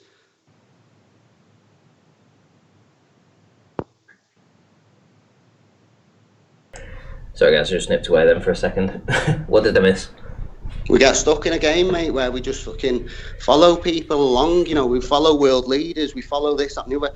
World leaders tell us how to live, how to do and everything, and then they start a war where they make a load of money and send our fucking relatives to die for them. That's how the world is. And we all go, hey, yeah, we're fucking, we're from here, we're British or we're American, our army's the best and all that. Yeah, your army, mate, our army, our friends and families, mate, are dying for some fucker's agenda who sat behind the desk pushing pens, mate, and making Yeah, exactly. Mate. We're all in this shit together, mate. That's people the thing. Will come on Globers and flat earthers and all that, people don't realise. We're being conned from every angle. They'll try and come and socially humiliate you for not wanting to do that anymore. They'll try and peer pressure you and socially humiliate you because you don't want to follow those people anymore. And you don't want to be controlled and, what, you don't believe the government? You don't believe what's on mainstream media? Oh, my God. You're an idiot. You're a wanko. Sorry, mate. I'm 40 years old, lad. I've been around the block, let me tell you, man. I fucking wipe the floor with you. Oh, Toadie's a coward. Mate, I'm telling you. Behind his keyboard. 1 o'clock in the morning. I can't come on. It's 1 o'clock in the morning. You've got nothing if you're coming on here with no subscribers, lads. You're coming on here with no subscribers, no content. You're obviously somebody who's already in the game and don't want to use their own channel. Or you've got a little agenda thinking you're coming on here to massage some sort of mediocre fucking flaccid ego against people who you think are intellectually less than you. Well, you're not. You're going to start coming up against people who think, like poor Brian Mullin. He was fucked over by George Hatternick. I've got a cousin who is, he teaches people how to use theodolites. He's a flat earther, mate. He teaches 3 of the programs. It's not my job, so I can't repeat to you exactly what he does. But he does that. You met him, Ronty, didn't you? Who's that? Remember my mate? He was with me and said it was my mate. Yeah. On that day when you came, it was him. Right, okay. He's my cousin, actually, like, but... Well, I met a few of you. I thought I was going to get done over, actually. He would step into this arena any day of the week and speak about it and speak about his job, and he'd speak about it, mate. He'd blow your fucking mind. The shit he can speak. The guy is super intelligent. Numbers are his thing, mate. Let me tell you, he's like the Rain Man. I got off the train. He'd step into this if it wasn't for people like But we're George up against Hatternick, people like Brenda who'll flag your channel if you say anything. So how can people? It's not that they don't just flag your channel page. They root you out, mate. They root you out to your place of work, to where your family, it affects your family life and your friend, it could affect you. Like, people lose their jobs and commit suicide, some people. You can phone my boss if they want, because I'll just tell them to fuck off. I'm not asked, but, if they ever did find out, it wouldn't affect me like that. But yeah, it wouldn't affect me like that, but some people, it's just not right. They sit in chat going, well, why don't you have all these professionals coming and talking and stuff? It's like, okay, well, you guys back off and stop threatening their jobs and their lives and their families, and maybe they would. Listen, I'll debate anyone, and I'll be pleasant to them, and I'll be nice. I might not use my full vocabulary. I might get pissed off and I might swear a bit and all that, but I'll debate anyone, globe or flat earther, on any topic. I'll either agree with what they're saying or disagree, however I feel. It's not, I don't agree with everyone on every topic, you know what I mean? We're not all the same.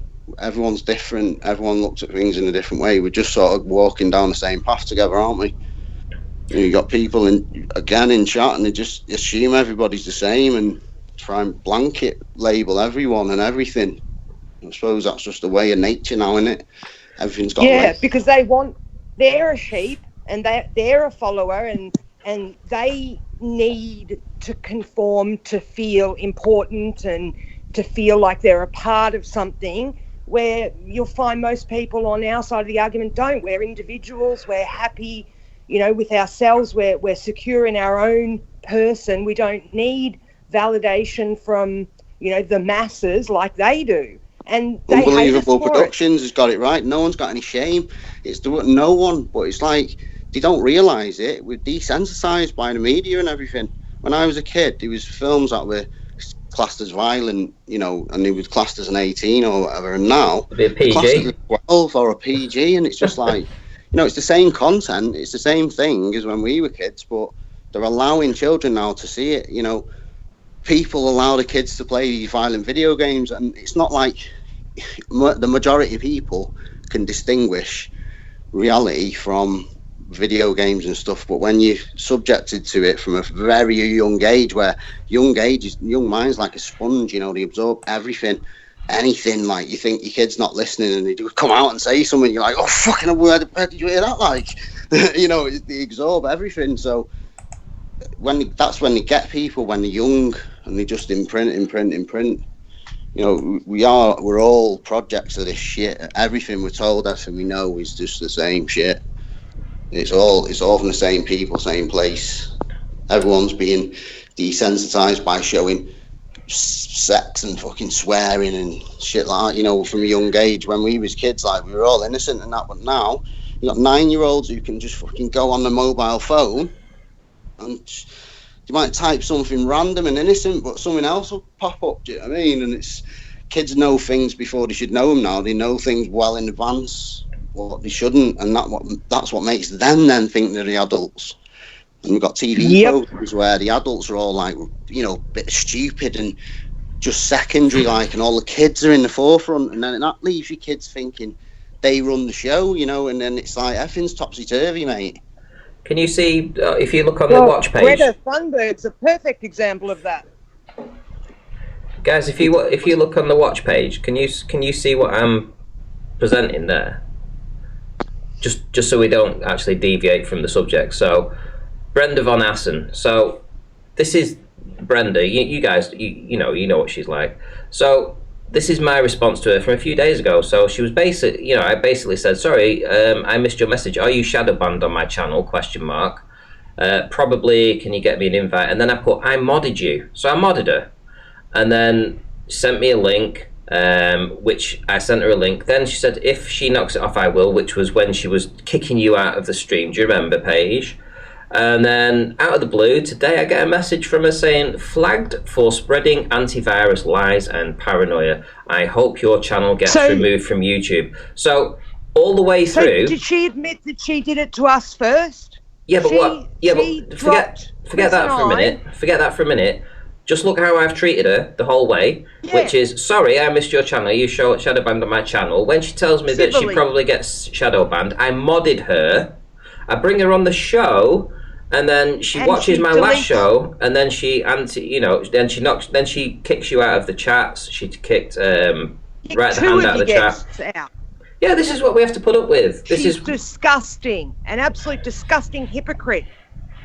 So, yeah, I just wanted to point out that, if my last video gets removed and I get a community strike over that, you will know that Brenda was the one that actually instigated that. And you can see it here you can see it here on screen, that she reported the last video, which was me just talking about the coronavirus. So there you go. Yeah, that's why you got to be careful, because they are really, like... I don't know the right word for it to describe the level of these people. I mean, they're psychotic. Sly is, it doesn't. They are literally psychotic. Yeah, they are borderline psychotic, like, but it's No, all not- these not all these borderline. crazies who are desensitised and completely government dependent, and they'll take the word of the. Yep. That's what I'm saying. They need a hero, they need a leader, they need somebody to hold. They won't admit They're it. missing something inside themselves. Yeah, they do deludedly, project that they are individual and stand alone and all this. It's like when you see all these new youngsters and that, and they've all got pink hair and fucking purple fucking eyelids and injected ink into the fucking eyeballs and, fucking 20 rings in the clit and all that. And they go, well, I'm individual, me, mate. And I go, well, fucking just seen 10 years down the road there, mate. You ain't that individual. But they're deluded to think Exactly. they are. Because, they think they're being... Just following that trend. Yeah. It's like, it's more...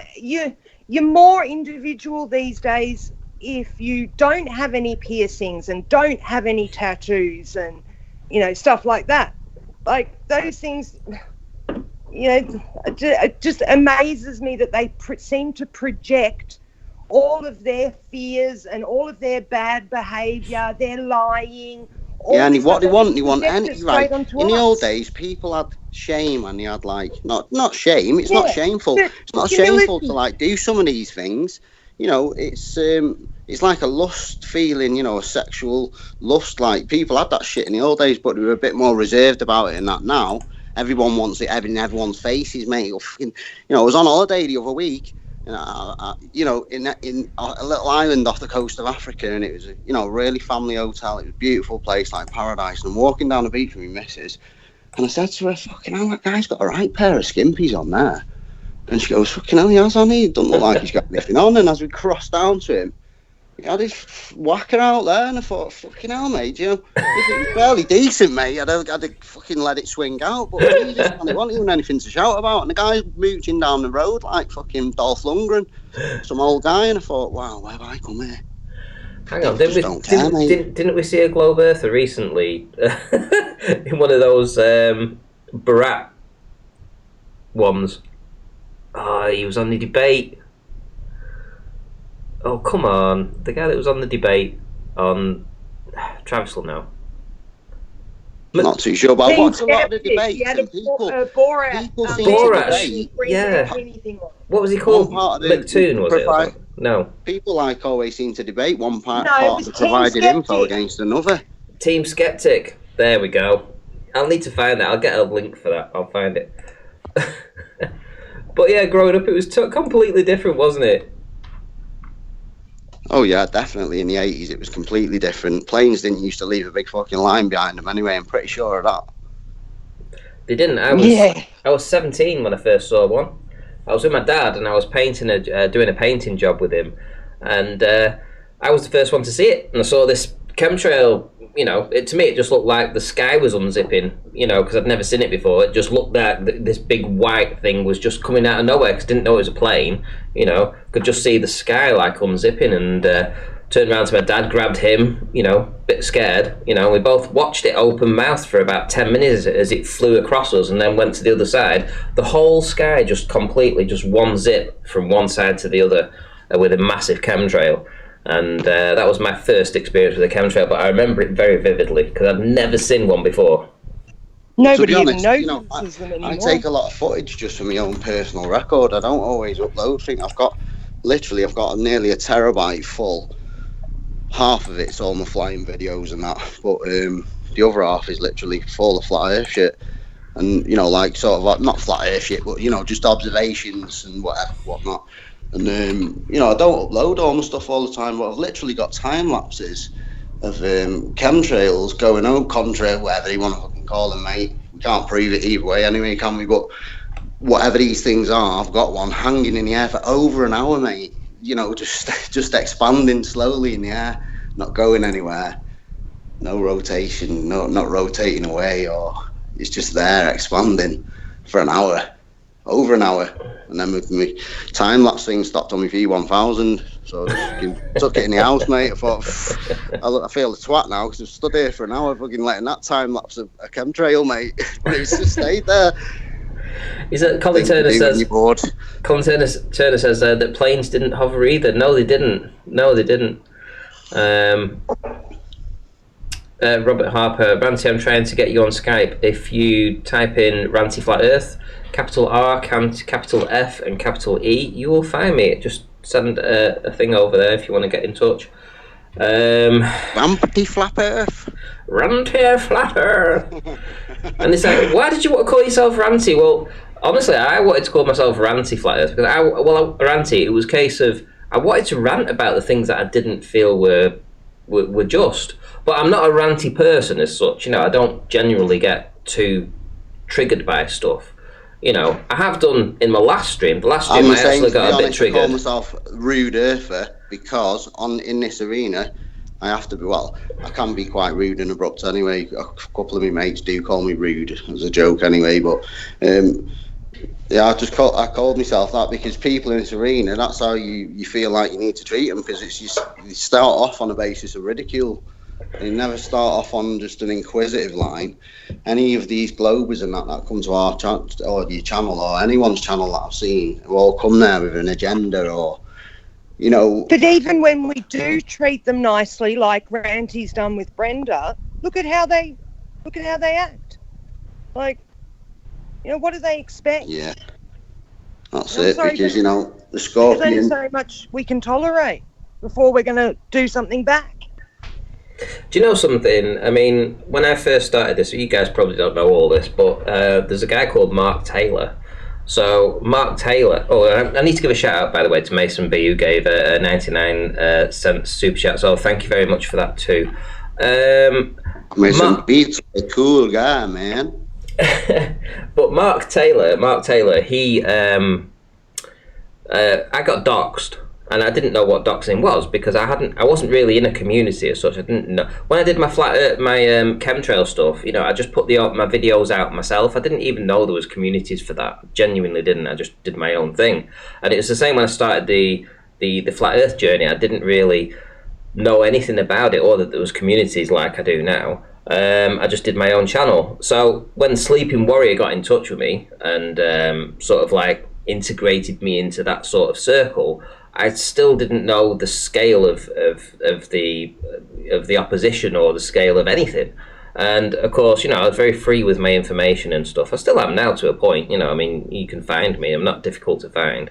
But I got doxxed very early and I had my home phone number out. Now, my mum was ill and she still is. She's still just about clinging on to life, but I don't actually live with her anymore. She has motor neurone disease, so she's been struggling with it now for, I think it's 8.5 years she's been struggling with it for, and for the past 5 years she's basically been completely immobile. You know, there's been nothing that she can do for herself at all.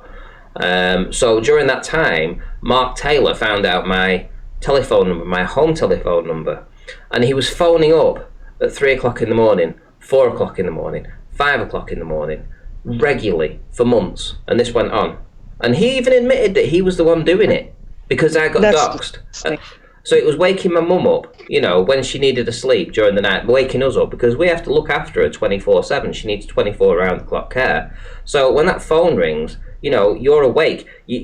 Every 2 hours we have to move her, so somebody has to do something with her during the evening. You know, so there's always somebody there during the evening. If you're getting woken up at 3 o'clock, 4 o'clock, 5 o'clock, it was harassment beyond belief. We actually had to take steps to actually block calls that were coming in because it was from a landline that wasn't recorded, so you couldn't actually find out the telephone number that it was coming from. We reported it to the police. But there's, you know, what can you do? You know, if you've got these kind of psychopaths that do this kind of stuff, you know. And if Flat Earth was really so silly, then, and we had no evidence whatsoever, they would literally just laugh it off and never. I was going to say that. Why are they so interested? Why are they so obsessed? Say we're triggered, but they're all over it every night. Yeah, they're projecting again. Like Brenda, conspiracy cats. I watched that haunted house video that Nathan left a link to the other day, and oh my Lord, was that telling. He basically admitted that he would never accept Flat Earth, no matter what, because he would lose sleep. He would go crazy knowing that there were so many lies in the world, that his he himself, his sanity would not be able to cope with it. So it's got nothing to do with truth, got nothing to do with evidence. It's just that he can't handle his worldview changing that much. Yeah, they can't accept it.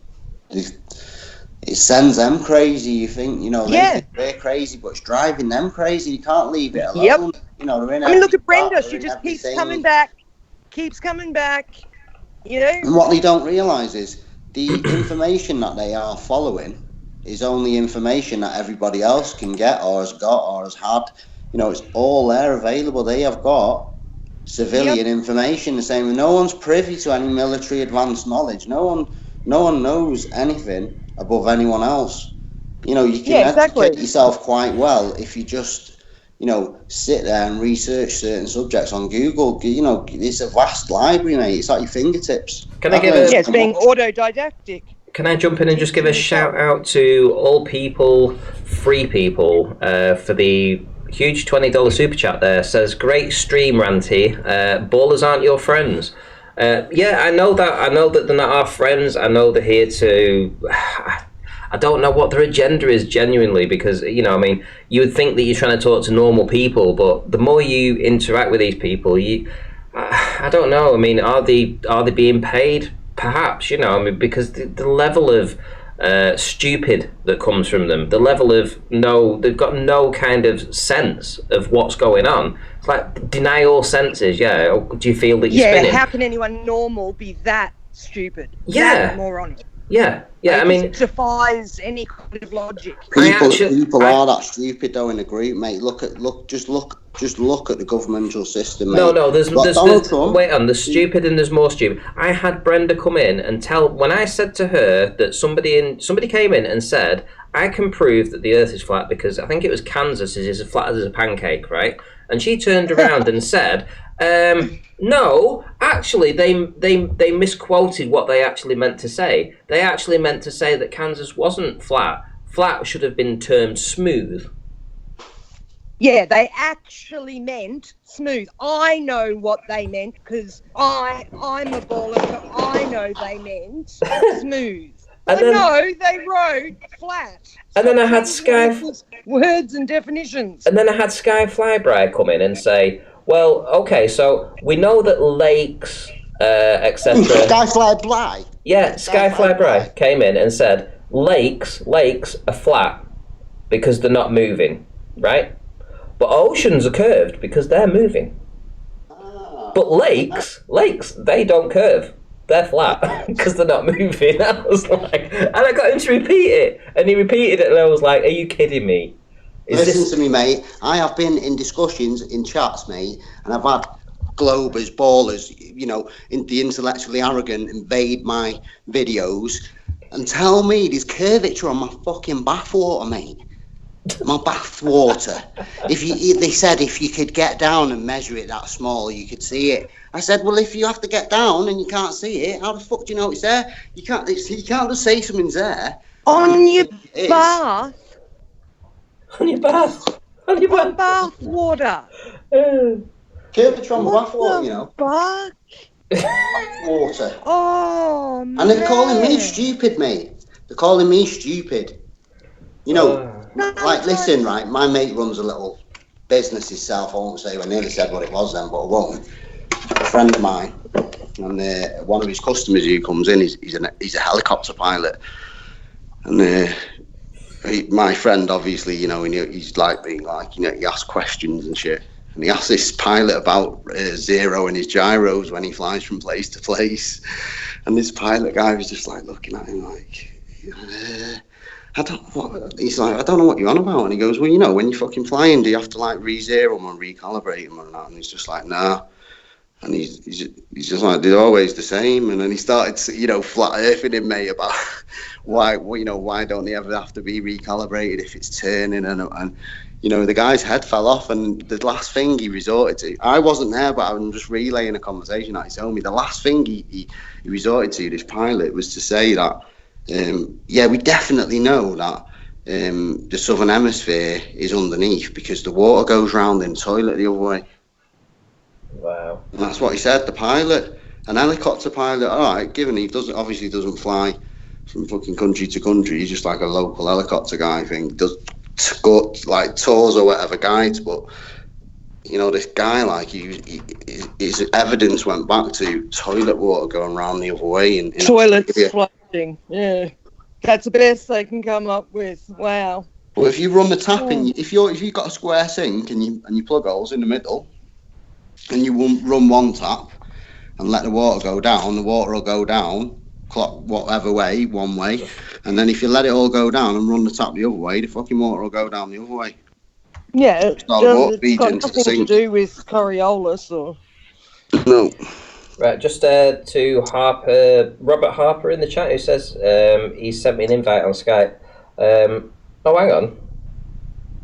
No, you haven't. Nobody sent me. You haven't been in touch. You must have sent it to somebody else. So, try again. I'll be back in 2 minutes, guys. No worries. So, you've been listening to Rude Earther, in case you guys were not aware. And Rude Earth has put on at least 20 subscribers in the time that he's been on this particular stream. He's done a few actually. Yeah, he's done a few. So he's done a few streams here. I think he was on 149. Now he's on 169. I don't like the 69 number. I mean, come on, guys. You guys can do better than this. You know, if you're not subscribed to Rude Earth right now, you can get him past that 69 number and push him past that. Let's see if we can get him up to close to 200. But come back. You cannot just disappear and then just go somewhere else. You need to come back. So go and subscribe and then head on back, and we'll carry on this chit chat. Pete Shea also asked for an invite, and I have actually added him to the call, but I think he's probably gone to bed now because he hasn't been posting. But there you go. Would have been interested to get his. I tell you what, Ranty, I hope for humanity's sake that these people that have been, you know, in the flat earth community, looking at all our evidences and fighting against us, I hope for humanity's sake they are paid agents, because if that's the level of brain power in the masses, we're in big fucking trouble. Like, if that's, you know, they've done down. If the level of critical thinking is that low, then wow. Oh, I'm gonna have to find a video now on my channel. So bear with me, right? You're gonna love this. I need to find the video though. This is the level of what we have. Right, hang on. Oh, this could take a while. Hang on. I'll go to my. I mean, you see studio. it when you listen to shows like Nathan's, where, you know, they have painted themselves into a corner, backed themselves into a corner so badly that they will say things that they normally, you know, would never say, because they realise, as soon as they've said it, they realise how stupid what they're saying sounds. Guys, but they have to say it because they're backed into a corner. Yeah. Go ahead, Rude. I've got to say, I've just come back now, just seen Toadie. I think he needs to do some sort of charitable donation for the pilot we spoke to at my friend's business. He's feeling real sorry for him, and he's saying that because we've researched the subject advanced and the poor pilot hasn't, we sort of ganged up on him. We didn't gang up on him. I wasn't actually there anyway. And the lads wouldn't have ever done that to him. They're not nasty. They just ask questions, that's it. Right, okay guys, just pop yourself on mute for about 3 minutes. I think it's 3 minutes. I've got a video to play. I'll share my screen so you guys can listen to this and tell me what you think. So this is a video that I put out a few months ago, and basically it was this is what they're teaching kids in school now. It is so bad. This is the question. What is 35 times 12? Well, how I would work that out is you'd go, okay, well, you don't need 12, you can lower that to 10, so it'd be 35 times 10 is 350, 2 times 35 is 70, so 70 plus 350 is 420. Dead easy. So it took me 5 seconds to work it out. It's not a big deal. So obviously you can work it out in any different number of mathematical ways, But I'm gonna show you this video. Please don't say anything. Just watch it and just listen. And you've got to laugh at this. But this is what they're teaching in schools right now. So here we go. To its 10. I've got 3 tens, which is 30, and 5 ones. So that is 30 plus 5. 12 is 1 10 plus 2 ones. Okay, so that's step 1. The next step would be to draw a large box. Okay, and on this box, we're going to put both of our expanded numbers. So on the top, I'm going to put 30 plus 5, and on the side, I'm going to put 10 plus 2. Where your plus signs are, I want you to draw lines through the middle and down it. And then in the very corner, we're still multiplying, so I'm going to put a big multiplication sign. Starting with our very first number on the top, we say 10 times this, 10 times that. So first we're going to do 10 times 30. Sometimes it gets a little tricky when we have those extra zeros on there when we're multiplying by a 10. So I like to say 1 times 3 is 3. And how many zeros do we have? We've got 2, so we attach them to the end of the number. So 10 times 30 is 300. We did 10 times this, 10 times that. 10 times 5 is 50, so it goes in the first box. And then we do 2. We go down to the 2 because we're done with the 10. 2 times this, 2 times that. So 2 times 30. 2 times 3 is 6. And between both of these numbers, I've only got the 1 0, so I attach it to the end. 2 times 30 is 60. 2 times this, 2 times that. Now I'm going to do 2 times 5. 2 times 5 is 10. I filled up all my numbers on the inside. Now all I have to do is add them up. So over here I'm going to add 300, and I like to check them off as I go. 50, 60, and 10.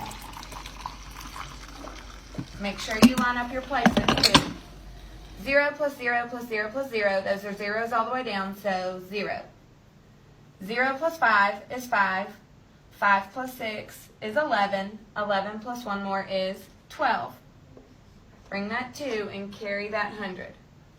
3 plus 1 is 4, and that is your answer. 35 times 12 equals 420. Dead easy. Dead easy. When you do it like that, it is so simple, isn't it, guys?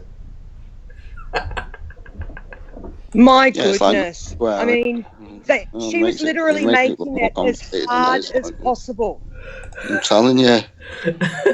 Is it any wonder that the That's Glowers what they are do. dumbed That's down? what people do. They overtalk things, and we've had a few people regarding the EQ mount in the thing. But all I'm going to say is, what happens is the stars, they go around Polaris. So when you align your EQ mount, you firstly have to align it to Polaris or the Southern Celestial point if you can.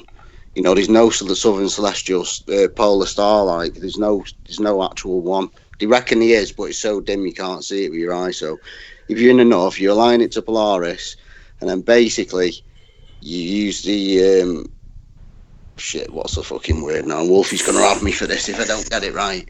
You use the where's it called? I wrote it down so I don't forget. I call it the pan and tilt and the roll, and I just have my own references. Like, but you use the Pitch, yeah, and RA at the top I think it's the RA at the top, the right ascension at the top to move it deviate it from Polaris itself to focus on the other stars, and then basically the right ascension and declination spins it 360, so it's looking at a flat disc of lights going around in the sky, and they go off into the horizon, this out of view. So then the telescope follows that down, and the telescope points towards the ground.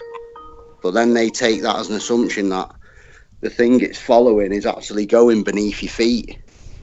I see what you're saying. Yep. Because the telescope goes round in a circle, and once the stars go out of view, the telescope could continue going round in a circle. We'll just continue until it faced the floor, you know what I mean, and then came back up, because everything's going in a circle above you. You don't know exactly what side of angle it goes at or exactly how it works, but it goes in a circle when you're looking at it from, you know, this side of the hemisphere, sort of the northern hemisphere, if you want to say that. But, you know, when you're looking at it from the northern part of the equator, that's how it works. It goes round in the disc. Okay, right, guys, listen, we're joined by... Who are we joined by? Robert Harper. Robert Harper. Oh, you did find me on Skype. Awesome. Yeah, right, okay. So I had the wrong... Well, when I looked it up, there was another Ranty, but it wasn't your Ranty. It wasn't the right Ranty. It was Great Britain, but I found you, so... Awesome. Okay, so you wanted to join. So are you a globe earther or a flat earther? I'm a flat earther. Awesome. Woohoo! Legend. Yeah. I became... Well, I knew about flat earth from when I was about 5 years old, when I was in a Presbyterian church with my family. And in the schooling there, they were teaching you about the pillars. It's flat. You made it on pillars. There's a dome. There's water above, water below. I still remember that. But like you guys always say, the indoctrination over the years, you know, I watched them land on the moon when I was a kid. I sat in front of the TV. You know, I did all the stuff until 9/11 is when I changed. Can I ask how old you are? Instantly, I knew. I saw when I went into a conference room and they had on the big TV. When I saw what happened, I knew what they did. Yeah, those buildings didn't when fall. I saw them buildings go down, it wasn't. Yeah, they imploded. It wasn't so much when I saw what happened, but it's when the actual buildings went down. As a kid, you know, you watch things, don't you, on TV, and you see these controlled demolitions where the buildings fall perfectly. Yeah, this is when I was sorry. This is like years later. This was, I'm 55 right now. Okay, so you were being taught flat Earth, what, 50 years ago? Yes, when I was about like 5 or 6. In what school was that, or what area? This was in church. It's a Presbyterian church. So in the Bible at that time, that's what they were teaching you. I don't know what Bible they had. You know, I was a kid. I don't know what kind of Bible they were reading out. But in that Bible, it taught you, you know, the earth it's a stationary plane. It's on pillars. There's a dome. There's water above, water below. Then they go on to, you know, the creating of the earth. Okay, so it was 9/11 that essentially made you doubt the narratives that you'd been told. Yes. Yeah, same here. That was my eye-opening. When I saw that, I'm like, they took those buildings down. Because I've watched many videos. I mean, I've been watching you guys. I just watched your last one that you just had, 5 hours. I just got finished watching that. Oh, right. I loved it. Oh, right, okay. Good. I'm glad you enjoyed it. Have you just found the channel, or because I haven't seen you in the chat much? I've kind of watched you guys. I've subscribed to a lot of your guys' channels. I don't have all of them, but you know, I'm just starting out. So, I mean, I love all you guys. Okay, so you know, I mean, what would you say is you're a flat earther, obviously, but are you a flat earther because of what you were taught from being young? Or are you a flat earther because of what happened with 9/11? Or are you a flat earther because you have proofs? That's when it started. Yeah, but do you have proofs? Baller. I was a baller, you know, because I had to switch my mindset, even though the church at that time was teaching it. The mainstream, by the time, I would say it would probably be when the moon landings, that's when they switched everybody. A lot. So, you know, I'm thinking I want to be, you know, because back when I was a kid, there was, I don't know, for me, there was 2 things I wanted to be. I wanted to be the President of the United States, and I wanted to be an astronaut. Because I thought it was real. I was 5, 6 years old. Yeah, typical young boy. Yeah. I'm like, Jay, that'd be awesome to go up in space, get on the moon, do all this stuff. Yep, that's what they wanted. A Well- whole generation of little boys that were excited about space. Hey, listen, when I was a kid, Right. I had 4 walls in my room. Obviously, everyone has 4 walls in the room. And every single one of those walls was filled with a wallpaper that was made of the NASA moon landing. So it had the rocket, it had the moon lander, and it had something else that I can't remember now, but it was 3 different ships kind of thing with space background. And it was on all 4 of my walls as a kid. Well, do you remember Space 1999? Yes, I do. I love that show, and I thought for sure it was going to come true. Mm-hmm. I thought for sure. I'm like, that would be so. I would be that age to where I could be up on the moon right now. But oh no! So There are still guys like Jem Panda who still think it's going to be real. Right, and it's not. Oh, I just see it. What I'll do too is I'll go through and like when I get on to YouTube, I'll see what they're going to show me because they have algorithms for everything. I know that on my I have what is that what is that I don't know, some app to where if I started clicking on dogs and animals, well, when I go into that feed, now all I'm seeing is like dogs and animals. So I know they are. I'm like, it never did that before. It was showing the content of people that I liked in that particular. It was what is that? Instagram, and it would show me all the people's feeds of what they were doing. They got their commercials in there, or advertisements actually, but as I started clicking more of like the advertisements where I see like a dog or somebody has a dog I like or some kind of pet, next thing I know, all these animals animal pictures from those people started popping up in other like advertisements. And I'm like, dude, really? yeah.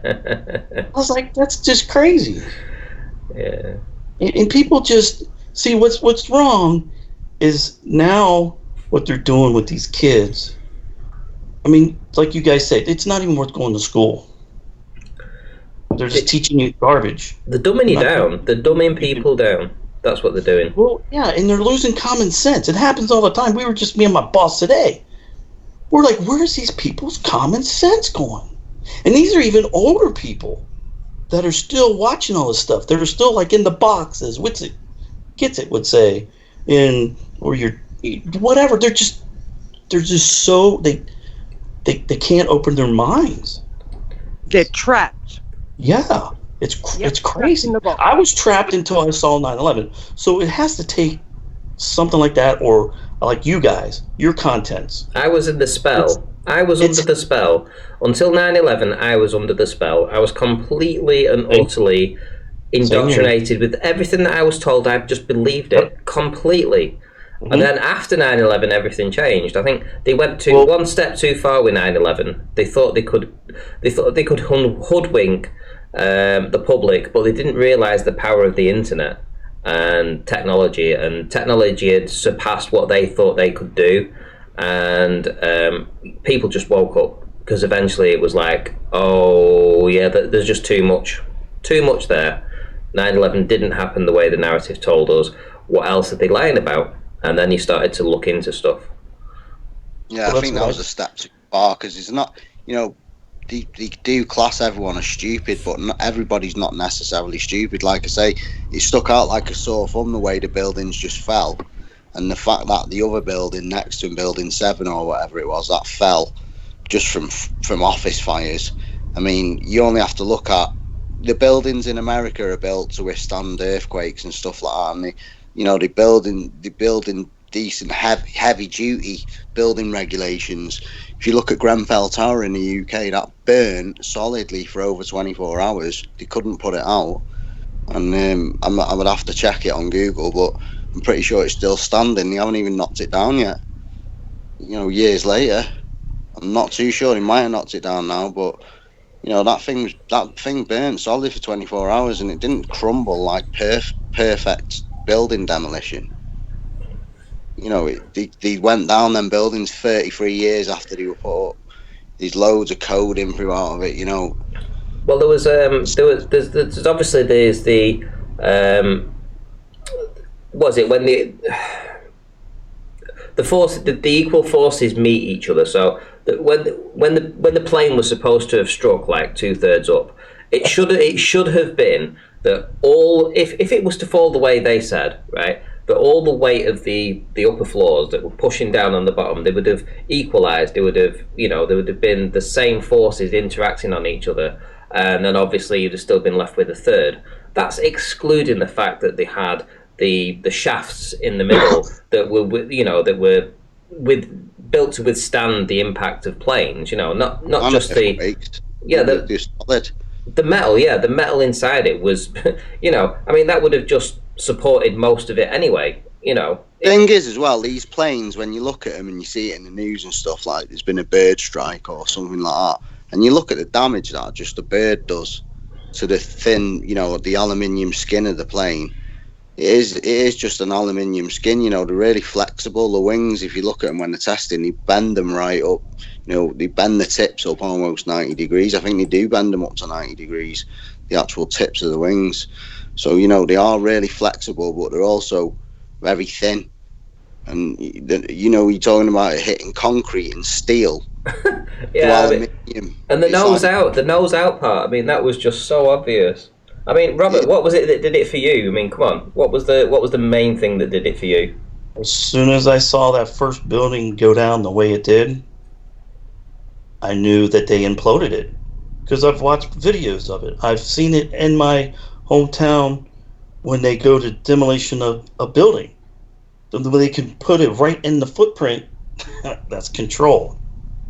When you watched when that one tower that had the big antenna was falling, you could see it.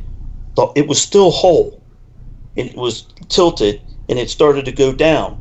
So if it was a plane that would have really weakened the structure and did that, that whole top would have fell off, and the rest of the building would have been fine.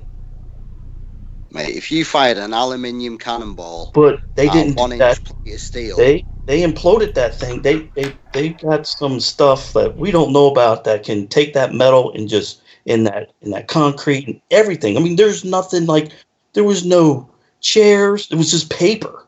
People said they were workmen, weren't they, in there months. There was nothing. It was just all went just disintegrate. You can see even some of the metal that was still standing just disappear when you watch the videos. Yeah, they use that thing. They use that in demolition. They use it. It's thermite. Like thermite. That's it. Yeah.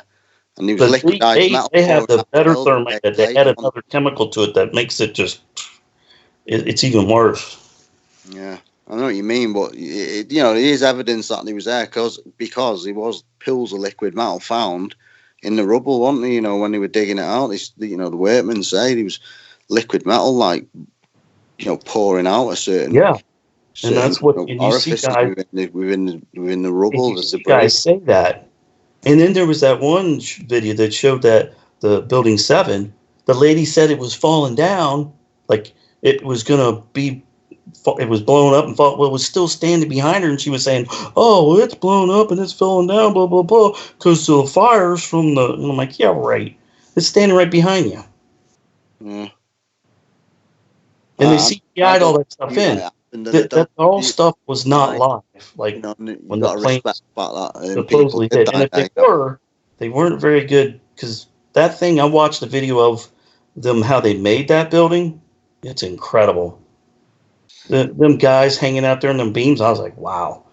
But they said they put that core in there. But once you took that core out and you took everything else out like they did, it's just going to crumble like it was nothing. And right then is when I started to look back and think about things, really open my eyes, and I was like, that's not right. So then I started researching that a little bit. I started dabbling in that, and then I have my own YouTube channel, but it's not big. I started it years ago. I've got a few things on there, but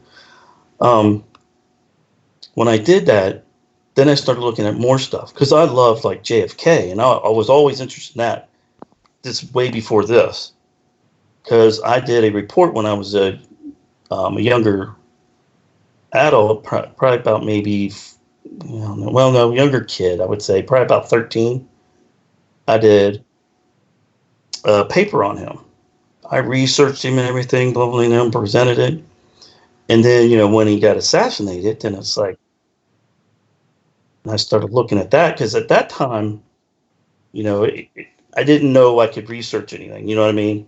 Like my family helped me. I wrote the paper, but I didn't know anything else. But, it didn't say, it just said, he was shot by Hoswell, blah, blah, blah, the story. And I just didn't seem right. So I started watching videos on that. So then it was like a snowball. And then I started watching other you guys, and I started finding channels like this. And then I really started listening. I started looking. And I would observe, because I love, since I was a kid, I love the stars. Thought they were, planets and everything else. But now I know from way back when I was a kid, when I was taught they were luminaries. Then I'm like, well, that makes more sense. They're not there for us to go to. They're just there for us, to help us, to guide us. But nobody sees that anymore because you're not taught that. You're taught we can go beyond that. I mean, I'll watch the NASA videos. Oh, did you see that that the was it Japan or somebody who was sending that probe up to the moon? Did you see that video? It crashed. It didn't make it. Oh. But when they showed it, like they showed the rocket going off like they do, and they have their camera there, blah, blah, blah, and it's going up. But by the time it gets to the moon, when you see them in their consoles, they're looking at the screens, it's all CGI. And I'm going, dude, that's CGI. It's not real. And you see like these little circles, and they got like their thrusters, you see them light up, like the thrusters are firing. I just was like, no. What? And they're believing this because they don't know any difference. They don't have a real live feed of the, with all this technology, they should be able to do that. It's just weird. So it's like a snowball, like everybody else says, Once I started doing that, then I started listening to all your guys' content, really looking out there, thinking, wow, back when I was on the beach and I saw, the sun, thought it was going over the curve.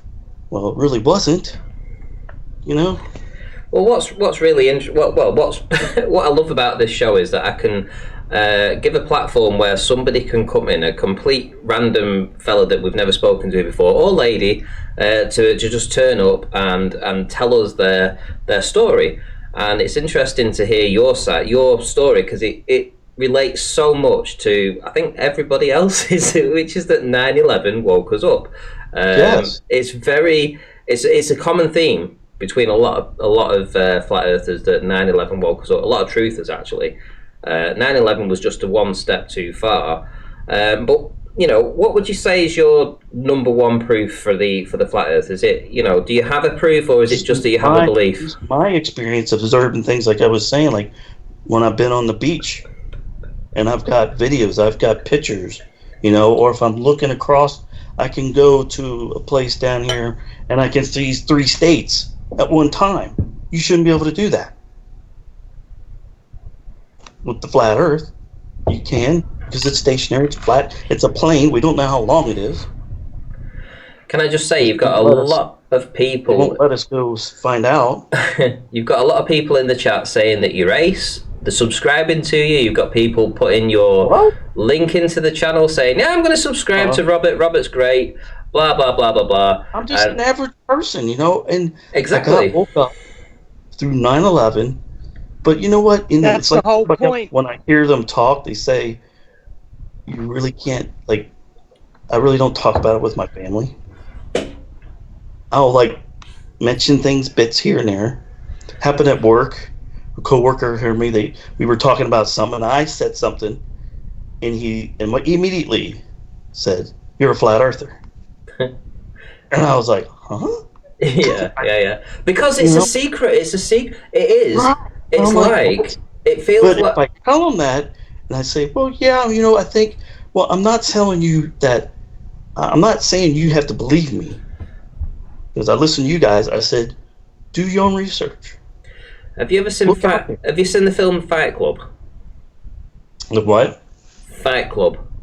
No, I haven't. With Brad Pitt in Can I it. just cut over you there? I'm gonna call it an evening now. It's like 2:10 in the morning. I'm sleepy, man. Awesome, Rude Earther. Thanks for stopping by. That's all again, and thanks everyone for your awesome, subscriptions and support and whatever. Cheers anyway. You don't have to subscribe, but you can just take the information and thanks massively. I do appreciate it. Thank you. Awesome, yeah. Rude Earther. Have a good night, all. Take care. See you later, Rude. See ya. See you later, Rude. Yeah, look at us. Look, there's not that many of us in here. We can have a civil conversation. We don't have to yell at each other, cuss at each other, say anything. We're just talking. We're just people like if we're sitting around the table. Yeah, that's what I enjoy about this this format is that it lends that to people to come in and talk about this stuff. And I think a lot of people, especially in the chat right now, have never, they're used to seeing the same faces, the same people that come in and bringing the same arguments and the same stuff like that. So it's nice to actually get somebody to come in and that's completely just wants to come on. I mean, what was it that brought you on tonight? What made you think, I need to find Ranty Flat Earth on Skype and I need to join his panel tonight and talk about Jared? I watched a lot of Jared's. Yeah. But what was the difference tonight though? Why did you want to join tonight to talk to people and say what your experiences were? Well, especially after listening to your 5-hour one. I'm like, I gotta get on there. Mm-hmm. I'm like, I don't have a PhD. I went to high school. I graduated. And I'm like, I gotta get on there. I gotta let these people know I'm just a person like everybody else. Yeah, but you took a step that not many people have done. No, and yeah, that's it's tough to do. You decided to go on cam as well, which, I mean, a lot of people do that either. They would prefer to stay behind their avatar rather than actually show your face. So, right, so what you're doing here is you're going above and beyond already on your first stream. That's what I will say. And also, you get hundreds of people watching these shows. You get thousands of people watching them on the re-upload. And you often wonder, when are the new people going to join? When are the people going to come and do the presentations that I've been looking for with the round earth table, the round table that are going to? Because they were like me. They weren't taking the time to do it. Then finally, you got to hit that. You got to go. I'm doing it tonight. Yeah, when I get over, I couldn't wait. I saw you were live. I'm like, I had some gas in my car. I had to go to get food and all this other stuff. I want to get home. I want to get on. Had a problem getting on. I'm like, I gotta get on here. Hey, that's awesome, man. Hey, listen, now we're connected. You can come on anytime. Just send me a message and I'll bring you in. It's not a problem. And that's the same for anybody else that literally wants to come on and talk. If you have a presentation that you want to put together, flat Earth, globe Earth, concave. I watched a video this evening before I went live, and I think it was called Godzilla and something else. It was like the premiere for Sky today. It was the latest video from Godzilla. Throughout the film, there was like 2 or 3 references to a hollow Earth. Literally like 2 or 3 references where they specifically mention hollow Earth. And I was like, that is really weird. It's really odd. But if you're a hollow Earther out there, get in touch, tell me about this, bring the information out there. I want to hear this, Let's get to the nooks and the crannies of this, This channel isn't, it's not censored here, you can come on. If you've got a belief in something, tell us about it. And I'm very open. I mean, Robert, I've never spoken to you before. You called me on Skype. I've not even seen your message. And I just added you to the call. And immediately you're on. I have no idea whether you're going to turn up playing porn. You could have done. In which case, what I like. That's what I liked about when I was watching yours. I mean, you can have anybody on, and we're just discussing what we think. So you've been asked by Ian Adams to ask, where do you live? Cincinnati, Ohio. Okay. United States. Yeah, I mean, because once I've looked around and saw, opened my eyes, for real. And that's what set me on this path. 9/11, then I started looking.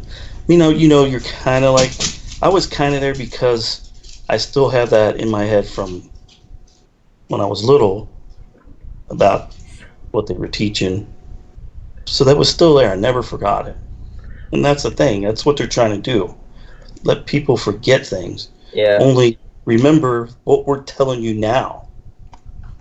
The thing is, I think so much. If you look from the 1970s onwards, the amount of indoctrination that went on with the globe, quote unquote globe, every TV program, they had everything. Newspapers, they had wallpaper that you hung on your wall. Me personally, I know that firsthand. All the figures, the action figures that they brought out, for kids to play with, they were all superheroes and Star Wars and space. I had a lot. Yeah, right. It was a form of indoctrination that never been seen before ever. If you go back you watch the old films from Scrooge and stuff, and you see their toys that they looked in through the window, they were all like merry-go-rounds and stuff like that, and dolls, and things like that. It wasn't space. It was what they thought was needed back then, and what they thought was needed in the 1970s was to indoctrinate people with TV programs, adverts, newspaper articles, toys, everything that related to space and space travel and things like that. And it stayed, and it has stayed ever since. And the amount of money that NASA gets to portray this all the time. Right, and I just think it's just so, I don't know, I know, I love sci-fi. I love it. I know it's not real. I love it too. I've just started watching the new Star Trek on Netflix. Netflix, yeah. So I'm on season 2 of it. I have stuff in my room here that's Star Wars. I love it, but I know it's not real. Yeah, we're never going to do that. But it's entertainment. But could you ask yourself this: if they started doing new programs that had a civilization or a bunch of civilizations that were further out on a flat Earth, so we are in the center, let's say, and we have our own little place where we are. All the known world is in that little place, and then when you go beyond that, you start interacting with other continents and other peoples and other civilizations the further afield you go. So imagine you're heading from 60 degrees south, and you go from lower, further away, out beyond Antarctica, so to speak. Eventually you're going to run into other continents, other civilizations, other people. It's the same sort of thing, except we don't have to go up and out of the atmosphere. We just have to go extend. We extend the plane, and we find these civilizations that are probably there. This is my feeling about where we live, but again, I don't want to sort of tie myself down to a model. That's just my own personal opinion. Doesn't mean that I'm going to promote that and say, hey guys, this is real. But it's just, I would think if I was, if you pinned me down, that would be what I would say. I would think there would be more civilizations further afield. We're just kept into our little territory. You can call it a territory. Yeah. They make it too expensive, so we cannot afford to do it. We don't have the equipment to do it. Shout out to Cleary for the $2 super chat. Ranty, outer space. Yeah, exactly. Outer space. Outer, not up, but outer space, away from where we are, further afield. If you think about extraterrestrial, think about the term. What's a terrestrial? It's somebody that inhabits the place where you live. So an extraterrestrial is an additional terrestrial person. So what's extraterrestrial? Put those two words together. Boom. Extra territories, extraterrestrial. Think about back in the 1970s or early 1980s, whenever it was, when they released E.T. and they changed the terminology of E.T. the extraterrestrial to mean E.T. extraterrestrial as in outer space. And that was the first film, bearing in mind, that they ever did in 3D. And they gave out the cinematic green and the red eye shields that you could put over your nose. I know, because it was the first film I ever went to watch at a movie. So I went to see E.T. in 3D, and it was more indoctrination. The first film ever to be seen in 3D, and of course everybody goes to watch it. E.T. the extraterrestrial changed the terminology from extraterrestrial to outer space, alien, E.T. Yeah. Yep, absolutely. Yeah. They're doing the same thing now with definitions of words that we use now, the definition of horizon. Like, they just change what a word means, what we've always known a word to mean. All of a sudden, level means curved because it means, the same, it's from the center of the earth. Well, no, level doesn't mean curved. Like, they do it with everything. Yeah. Well, speaking on that, you were asking something earlier, Ranty, about when I was setting up this. I just set up my Skype tonight. That's how bad I wanted to get on here. Thank you. Listen, can I just say, I feel honoured that you actually wanted to make a Skype account. You're not the first one. You may be the third, but you've actually the first that's really happy about having to set a Skype account up to come and join. I'm like, I want to get on here. I want to speak. I want to be with you guys. I want to interact, man. It's just awesome. Thank you. What I was getting at was, when I was making this up, I was looking for a picture, because I have a laptop here that has a camera that I never hardly use, and so I went to look for a picture. So I put flat Earth in, and you were talking about call if you got some about the hole in the Earth. Well, I was looking through the pictures, and one of them said, "This is what the flat Earth thinks it looks like now. It looks like a donut. You took a picture of the Earth and wrapped it inside and all around, and yeah." And I'm going, no, we don't. Nobody believes that. I mean, there might be a center, but not like that. There's a center with a magnet. I believe that.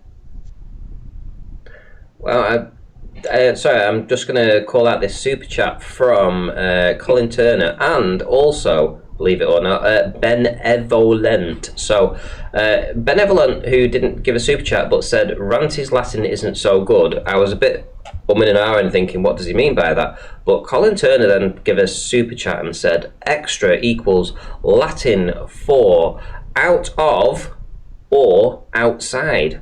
So if you think of extraterrestrial, that would be Latin for, so extra out of terrestrial or outside of terrestrial, outside territories, outside terrestrial territories.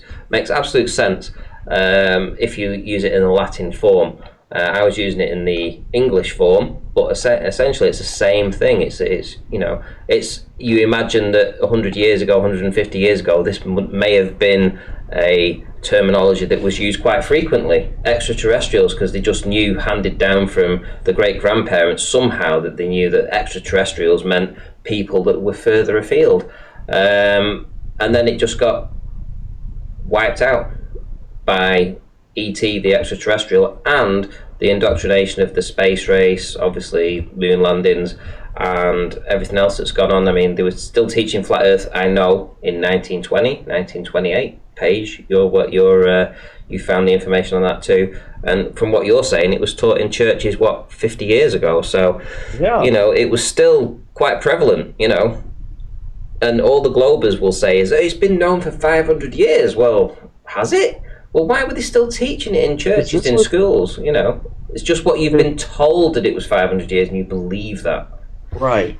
And I remember now, it was like the Old Testament of whatever Bible. I don't know what it was. I know it was the Old Testament.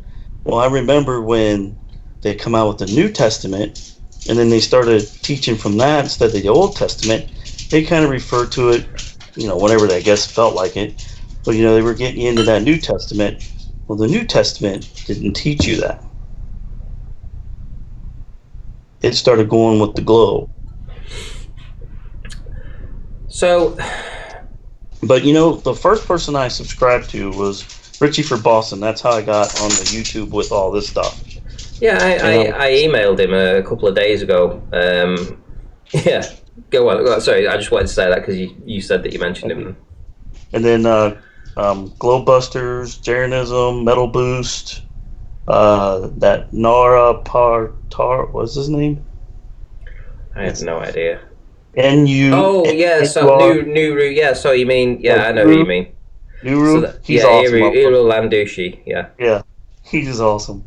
And then, Witsit Gets It, Veritas TV, stuff like that. Then I'm starting to add you guys, Darth, Brian Stavely. Yep. Him on there, so, I'm getting there. You're getting there. There's a few channels I wouldn't go to, but you'll find them as you go along.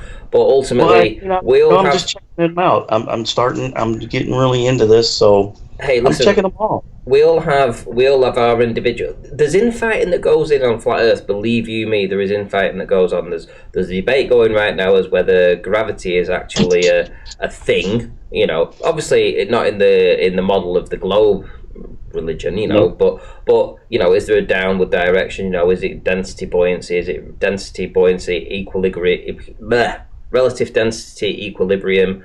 Or is there some kind of other force, in play? Maybe some kind of electromagnetics or anything like that. So there is a debate going on about that. There's a few other things that we're still having this disagreement about, but all in all, we all kind of agree that the Earth is flat. But it's getting down to the points, the minuscule points that make the difference. Because in the globe head's mind, their mind is set because in their mind they have a working model. Even though it's not a working model. It's not. It's not. But we're forced, well, we're not forced, but we're trying to be forced to provide some kind of model. But we're struggling to reach a consensus on certain things. So there's always going to be this kind of back and forth, another thing is about light is, what is light? If you have an idea of what light is, is it a particle? Is it a wave? Is it something else? Is it maybe just a projection? Can we understand what that is? Because when you get into the technicalities of stuff, it's all right saying you believe that the Earth is flat, but then you get into the details of how that is proved in some way. And then, when you say flat, then people think it's like the table, you're going to fall off. But if you say a plane, well, how far is it? We don't know yet. Nobody knows. And that's an argument. They're like, well, then how do you know if there's an end? I don't know. How do you know there's a curve? Same thing, both ways. It's just like, and I think the biggest thing is that they did to us was hide the free energy. Because if you think about it, because I really started thinking about all that, and magnetism, your energy, there's energy all around us all the time, everywhere. Are you subscribed to Martin Leakdy? No, I haven't. Oh, well, you need to subscribe to Martin Leakdy. But what I'm getting at is that when you start thinking about that, so in my city, Cincinnati, I started noticing the older buildings, and I look at them, and I can see the spirals. Yeah. And see there's gold, there's tin, there could be copper, stuff like that. Well, that's all what you need for the ether. Yes. Yeah. So that's the difference. That's what I was talking about. Yeah. And a magnet, because a magnet. I saw a video the other day. A guy had copper wrapped around like a plastic tube so you could see the magnet, and it had the copper wires. It's just like a engine with the magnet where they wrap it around there. It's the motor part of, I think it's some stuff like that. But anyway, he had that, and when he would drop the magnet on a copper some plates of copper. If you did it without that, when you drop the magnet, the copper would stop it. Just inches, like I'm not even inches, like I don't know, it was really close. It looked like it was hovering. But then he took it and wrapped a copper wire around a plastic tube, set it over top of that now, and dropped it through, and it wasn't connected. It went all the way through till it went to the copper plate, then it stopped. But once he connected the wires together, it was acting like that copper plate. When he went to put the magnet through there, you see it go through the tube. When it got to that copper wire wrapped around there, it stopped, just like it did when it goes. It'll stop, slow itself down, then it moved on to the plate, and then when it went to hit the plate, it stopped. But what he did too, was what I'm saying, getting at the free energy thing, he disconnected the wires of the copper that was wrapped around the tube, connected to a light, like a little light, and then he dropped it through there. It lit up without doing anything, just a magnet and copper. And when he dropped it through there, when it slid through the copper, the light lit up. That's free energy. Yeah. Didn't cost you nothing. Have you heard of the channel UAP? Yeah, I heard of it. I haven't looked at it yet. Yeah, so you've got UAP. You've got like my mind just like. Yeah, it seems to me like you've kind of had an awakening, probably in the last couple of years, I would say. Yes. Yeah, so you're like taking it all in now, and you're like, this is like intense. Paige, have you got anything to say to? I like to interact with people and stuff. I want to tell them, but they don't want to hear it. Yeah, he's reminding me a lot of myself, actually, where, I can't soak it up fast enough. Oh, you can't? Yeah, finding out about the ether and looking into quantum mechanics now, and the wave function collapse and all this, what they think matter is, I was talking light, go for it. Oh, sorry. I was talking to my boss today, and we were thinking, when you were a kid, before they made houses where they had all this stuff where you had a lot of humidity, less humidity, whatever, I just remember you could just, as long as you shuffled your feet as hard as you could and as fast as you could zap somebody. Remember that? Oh man, we used to, me and my sisters, I had sisters, we used to do that to each other. I used to do it to them a lot more than they did it to me, but I'm a brother, I'm supposed to. Say that. Could you say that again? I didn't actually. But if you think about that. No. Can you repeat? Can you repeat that claim? Hold on. Can you repeat that claim? Because when he said something there, I was like, I don't remember that. Just repeat that claim. Like, I remember when we were kids. Like, I don't know what it was about the house, but you could shuffle your feet and go shock somebody. Really? And if you touched it, you could see the arc between your finger and what you were touching. Like, you could shuffle along and touch a metal object and you'd get zapped. Okay. If I wrap myself in this blanket that I've got, if I go to go outside and I touch my door, I'll get zapped. Right. But that's proof. I'm sorry, but if that's not proof that we have electricity in our body, I don't know what is. That's without even knowing pi plus q plus everything else they want to throw out. Yeah, you don't need to know all that. Right. You just go up, shuffle your feet, smack something metal, and you'll get zapped. I used to do it to my sister. I'd come up and zap, and sometimes if you did it, you could zap them. I mean, it would pop, and it would hurt them. They'd go, stop it! I watched a video like when we had the blizzard of 77, I remember as a kid, because the house was so cold, and the only heat we had, because we didn't have electricity, but my dad, we had a gas stove. He had the gas stove going. So that was the only warm place was in our kitchen. And then all of our cold stuff, we just sat on our little deck outside. We didn't have to worry. So we had everything. Hey, listen, if I'd had that when I was a kid, I would have been zapping my sister every morning. Oh man, I wish my sister was here. She would. Oh yeah. I would go around. honestly, I would stab them anytime I could. Yeah, I would have been. What I was I'd have been getting at getting in '77, I remember going down to my room because we had to like put on a ton of covers to go to bed. And when you would do that, I would pull the covers up and you could see the static electricity just going through the covers from your body onto there. So that's how I know there's proof that we are some kind of electrical. So that's what everything else is around us. Things have changed so much. When I was a kid, and They don't teach that. when I was a kid, so I'm 44 now. When I was 3, 4, 5, 6, all the way being up to about, I don't know, I'd say 14 or 15 years of age, right? We used to get the coldest winters and the warmest summers, right? Mm-hmm. So it used to be really cold in winter. It would be easily -10, I would say, on average, and on the summer times it would be about 35 degrees. We used to have icicles hanging off the outside of the windows, so there would be literally icicles about 7 or 8 inches long that would hang down, and they, this would be normal, and you'd get snow, right? The past, I would say, 30 years or so, it's just been much of a muchness, sort of like the same. So there's been only maybe a 10-degree swing between summer and winter.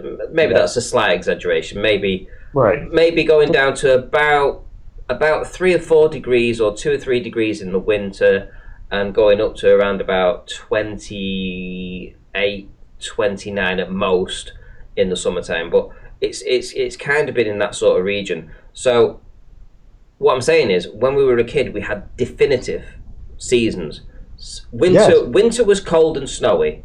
Summer was warm and hot. There was no real rains, apart from thunderstorms. You used to get thunderstorms, all right, but we don't get thunderstorms here anymore, right? But there was definite seasons, and there isn't definite seasons anymore. That's gone. No. That's gone for me, where I live. Right. And I don't know if that's the same anywhere else, but here, where I live, that's the same. It's like when I was a kid, I learned summer, winter, spring, and fall. You had them all spread out, because when you knew when it was winter, you knew it was fall, you knew it was spring, because of the temperatures, like you were saying. It was really cold, you knew how long it was going to last. Then we got spring, so on. It was, like you said, it was always like that. And then all of a sudden, like you said, all of a sudden it started changing. Just the way, it's just, I just remember it that way. And I've said it for the longest time that we don't have seasons anymore. No. Well, you can have them in 2 days or 1 day. Cleary says the Gulf Stream stalled out. I don't know if that's true. I'm just repeating what he says, but if that's true, then that probably explains it. But what is the Gulf Stream? Who do we know? What controls the Gulf Stream? What's all that about? I mean, it's all right saying that may have been the cause, but what was the cause of that? I just know that that's how it affected me, and I wish that I'd had. In fact, I still wish that we have summers and we have winters. I'd love to be in a region where we have really cold winters, because I love the cold. And I don't really like the heat. When it goes over 30 degrees, I start freaking out. Yeah, I freak out. I can't handle the heat. I would rather be cold, So I miss my winters. Yeah, I like to be in the middle. I can do some winter. I can do some summer. I like it about 70. So the idea that the Gulf Stream moved is backed up by Leah Templar. So yeah, that's interesting. So I might look into that. The Gulf Stream moved. Very interesting. Paige, have you anything to say before we round up? Is she there? Yeah, she's always there. Oh. Unless she's on the toilet. Yes. Yes. I'm here. Sorry, I couldn't get my phone to open. I'm done. I'm playing a game now, so yeah, I'm all done. You're all done. Good stuff. Right. Okay. And yeah. So I'm sorry, I've forgotten your name. I'm really Robert? sorry. Sorry. My name, Robert. Robert. Okay, so is there anything you want to say before we round up? Yeah, I mean, just everybody's. It's going to be tough because everybody's been so indoctrinated, and to get it, to get their mind, especially kids, my kids, it's going to be tough because it's going to take something that they can see and know that it's believable and it's real to change their minds. That's what I feel. I feel like it's going to take that much. It ain't going to be like us, because I was still, kind of a baller, but still I had it in me. I knew something, but I just went along. I just went along with everything. It was easier. I looked around. I always wondered things. I was like, gravity, how's that? And I wondered. Like you guys are saying, you look at water and its level. It's like it makes you even think, but nobody's doing that anymore. They're too busy. They have them wrapped up in their phones and the news. Like, I stopped watching the news here, and it's been great. I just stopped watching it because it's just a bunch of just garbage, except for the weather, which, I watch that now. But news, I gave that up. I feel much better. It's all negative. It's all, Yeah, I had to stop watching the news because it upset me too much. It's just, I can't do it. And there's other things I'm going to stop doing too that I feel it's going to help me out. And only everybody can do that themselves. I can't tell you to do it. I can't, I can tell you this is how I'm trying to do it and what I feel is going to help me. But I can't tell you what to do because you have to find out for yourself. That's it. You can lead a horse to water, but you can't make it drink. Make him drink. Yeah, exactly. My dad used to say that all the time.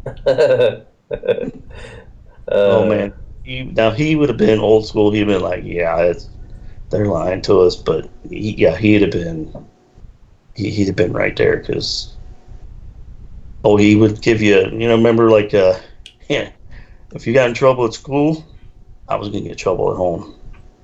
If I got a swat, exactly. I was the same. I get swat when I got home. I was more frightened of coming home to my parents than I was of getting the belt at school. Or the rubber, or the slipper, or the cane. Whatever it was that they decided to use at that time. But if I knew that if I was getting it at school, I was going to get it at home as well. So it was actually, when I was getting it at school, it was like, this isn't the worst of it, so this is easy. No. I kind of comforted myself with that knowledge, that knowing that, okay, I'm getting it here and now, but yeah, this isn't going to be the worst of it, Spare the rod, spoil the child. And that's what I've done. I'm fine. I mean, I'm not going out. I mean, that's what I mean. They twist everything around like that. Like, it never hurt us. Yeah, it kind of hurts at the time, but it's not nothing where it's going to scar me for life and blah, blah, blah. And no, he was the adult. He was my dad. He was the figure. I listened to him. And they taught me to obey your, older people. Respect your elders. That was what I was told. Listen to authority. But now it's like, it's tough for that authority stuff because you don't know if they're on your side or not. Especially when anything happens, you don't know if they're doing this for you or if they're doing it for them. They're saying they're going to protect you, take you somewhere, and that's it. That's just how I feel. I feel like we're at that point in time where it could be those things, martial law and all this stuff. And like everybody's saying, just be prepared, especially you. As long as you know inside, you're fine. And I'm more awake now. I'm more comfortable with where I'm at because I'm starting to find out exactly where I'm at. A couple of people I want to shout out. Cleary says, you can lead a globe head to flat water, but you can't make him think. Awesome stuff there, Cleary. That's a really good one. And Paul Rooson says, it's a great stream. Glad you've separated from FED. Probably the best move you made. Great content. Keep up the awakening. Thank you very much for I assume subscribing and watching the stream here. So, right, I'm going to round up, guys. This is the Flat Earth stream for tonight, and I'll be back on Monday. I will be back on Monday. I appreciate Paige for stopping by. Paige has been here all night. She's been a great. Oh, you've not got the coronavirus there, have you? That's all right. I got a Corona with a lime in it. I'm okay. Hey, before you go, Randy, that's what I'm drinking. I just downloaded the new game. It's going to save me. That's what it's doing right now. Hang on, one at a time. Go ahead, Paige. Go ahead. I'm choking on the lime. This new game that I've downloaded called The Division, I downloaded it because it's all about a virus that wipes out the population, and all these different factions are now trying to get control of Washington, D.C., and my safe house is the White House. It's awesome. So much fun. Good stuff. Right, okay, so yeah, I'm done for this evening. So I'll add you to the Ranty's panelists in Skype. Ooh. So if you Thank you very much. I really, really appreciate it. Give me 10 minutes and I'll add you into that. And in the meantime, if you want to pop yourself on mute. Oh, actually, no, I can mute you from here, so it's fine. So yeah, guys, thank you very much. That was Friday night. That was the Flat Earth Chit Chat. Back again on Monday. Now, I always say that, but if something crops up between now and Monday, you know what I'm like, I'll probably go live. But as of scheduled, I will be back on Monday. So stay tuned for another show there. I have a couple of people waiting to do presentations, which is pretty cool. I would love to get some of them out of the way. And then we can maybe do some debates afterwards. But either way, there'll be plenty of stuff going on next week. So I hope you all tune in.